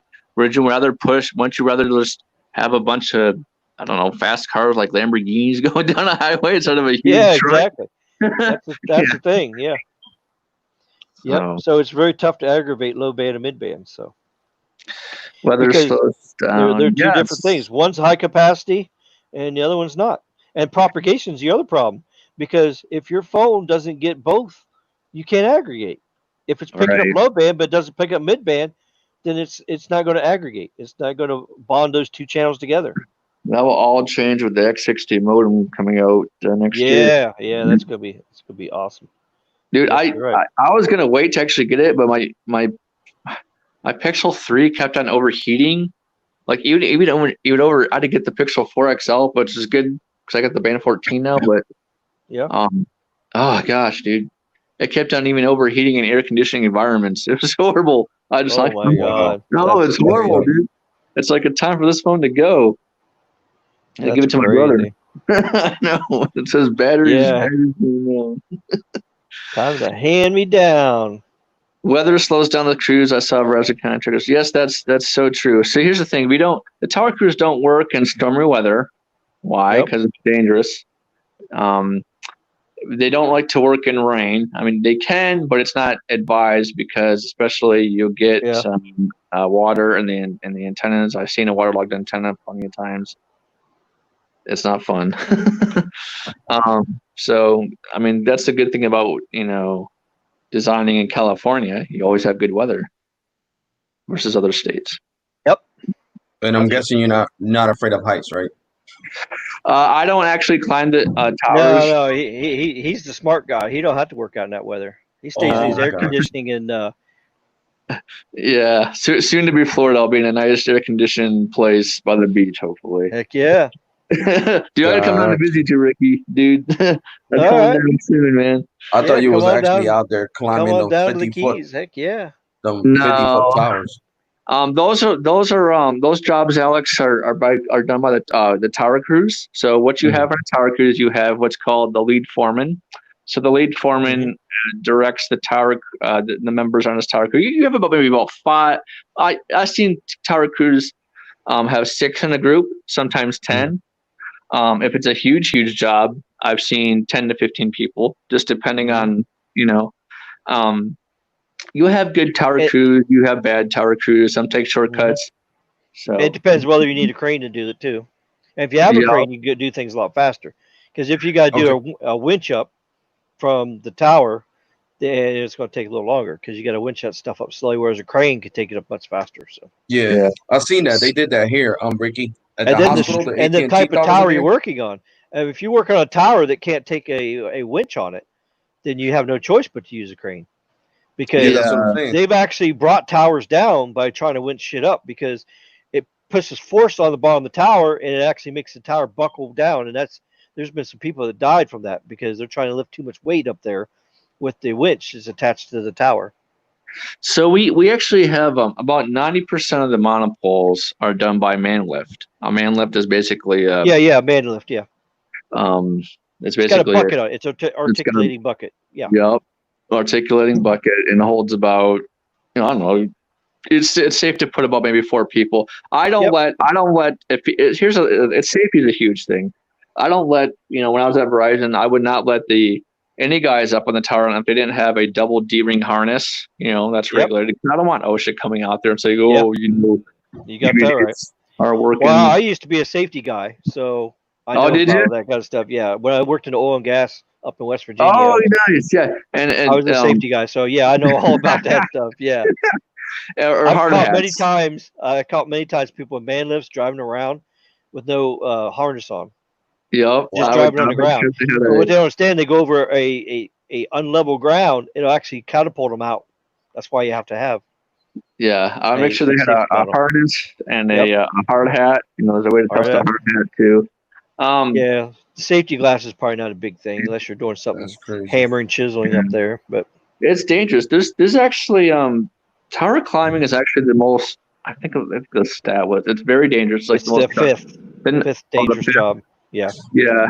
I remember it was rated the number 3 dangerous job, but I guess it dropped because of safety standards. Thank God. Yeah, and firefighting was dangerous. I almost died 3 times when I was a firefighter, so I know about that. Yeah. Yeah. I got out before I used up all my 9 lives. Yeah. So Caleb, so what happened? The ones that work on the T-Mobile ones are lazy then?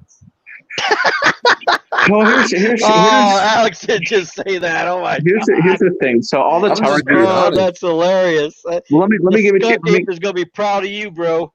let me tell you how it works. So each of these tower crew companies, they'll actually put in what's called a bid into the carrier for the projects, right? They'll say, hey, I want to bid this much to, this is how much the carrier has to pay us to build your guys' towers, right? So a lot of them lowball it, right, to get the work, right? You know what I mean? It's competitive, right?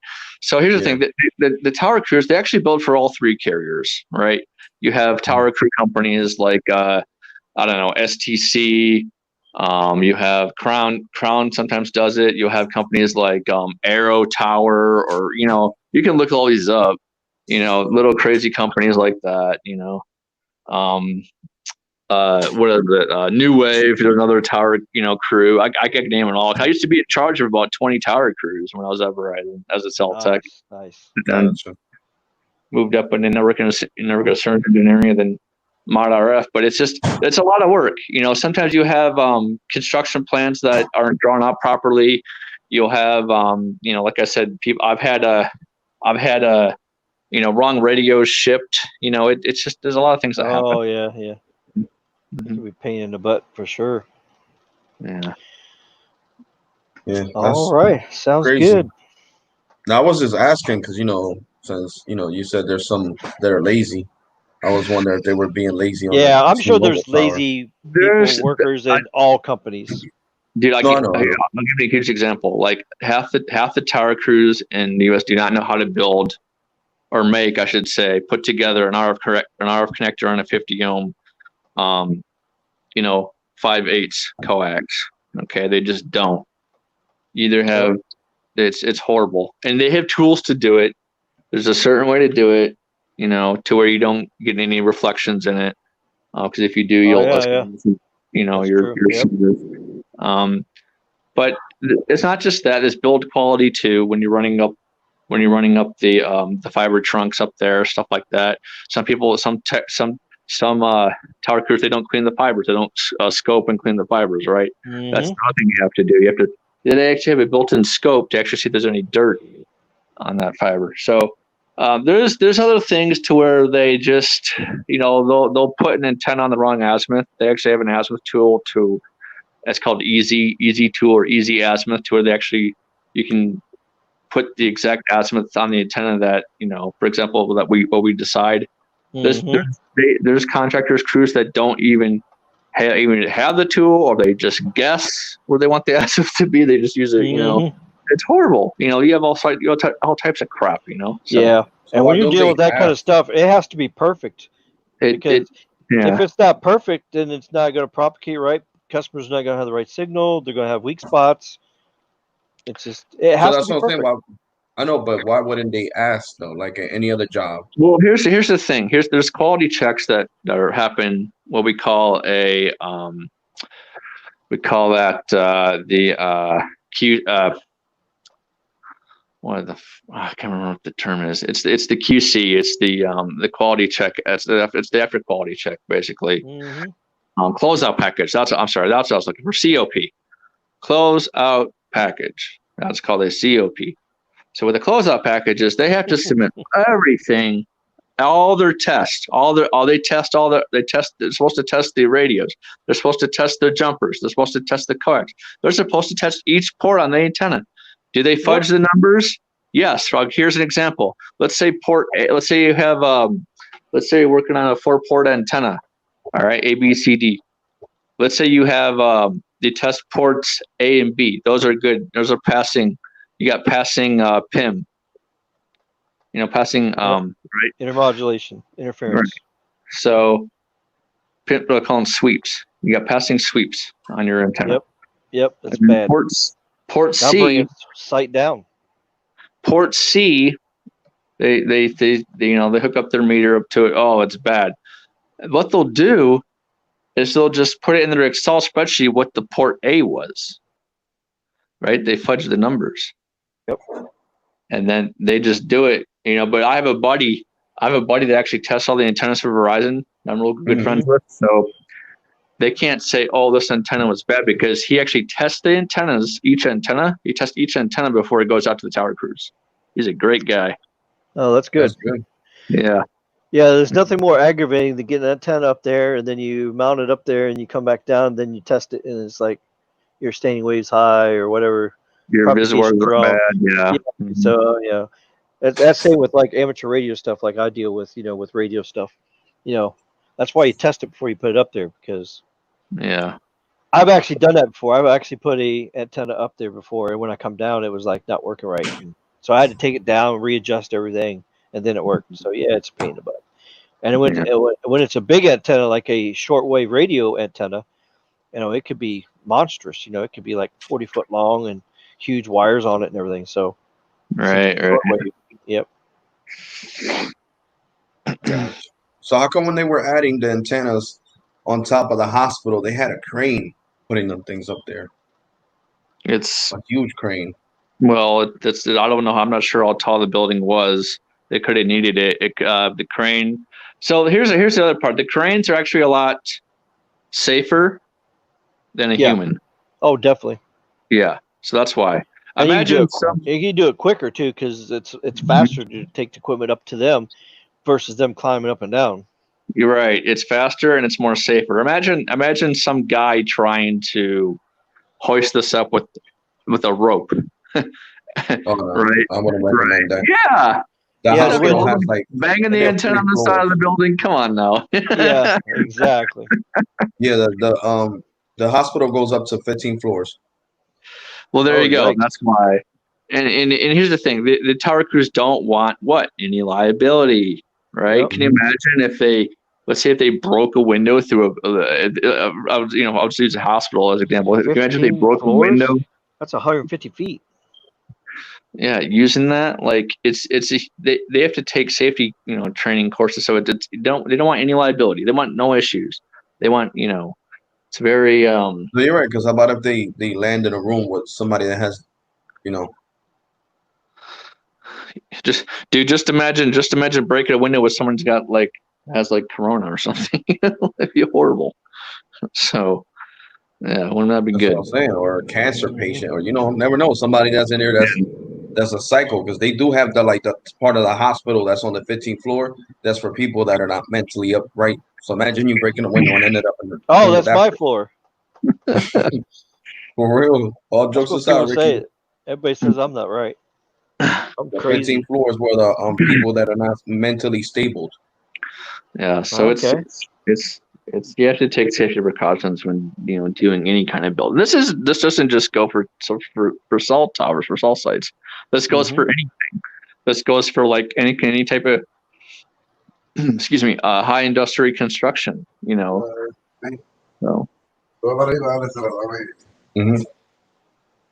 Yeah, that's crazy. But I'm glad they were being safe and using that the crane instead of trying to climb up there themselves with something attached to them. Yeah, I made sure that, for example, before every tower climb, I made sure that the anchor bolts were tight. I used to have a huge wrench that I was able to tighten those up. I wouldn't let them climb unless they were tight, unless there was 2 of them on each peg. Safety is important, dude. It's just, you don't want to, I when I was my tenure at Verizon, I'm lucky I did not have any, I had no injuries. I had no deaths, so that's good. That's good. Yeah, it's good. Now I don't have to worry about tower crews. That's not my, Yeah. Thank goodness.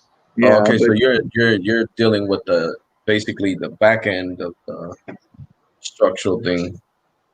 I deal with if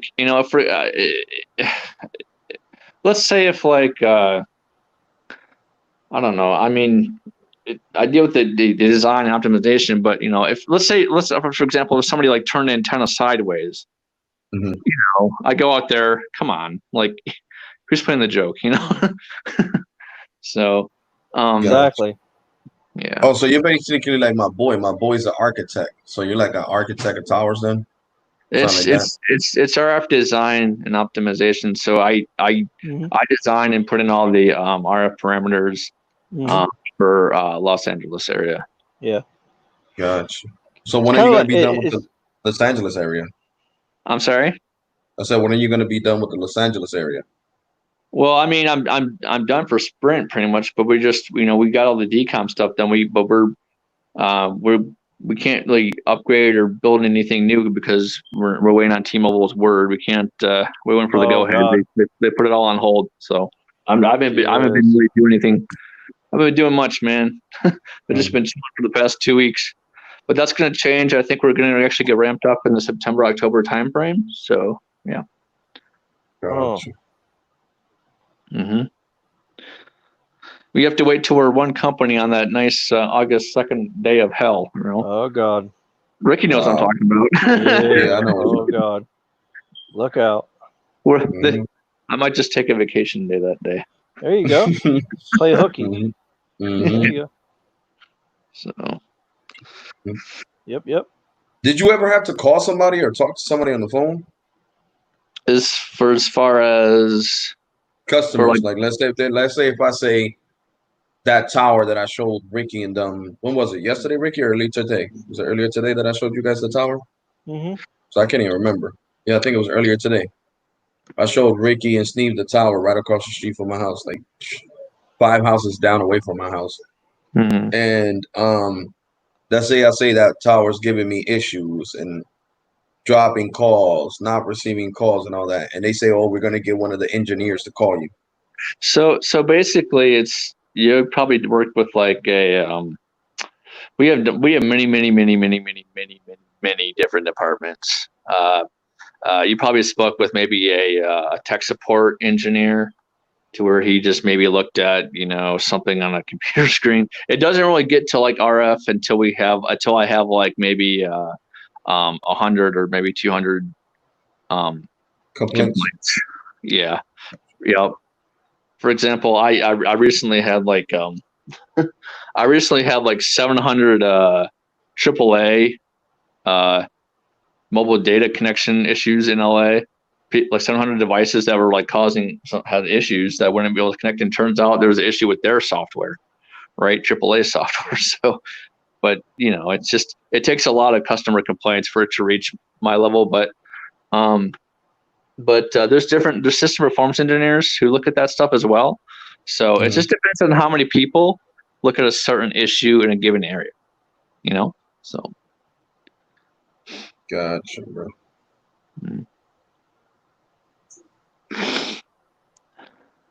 All right, Paul, have a good night. Thanks for stopping by. So anybody have any questions about what we talked about tonight?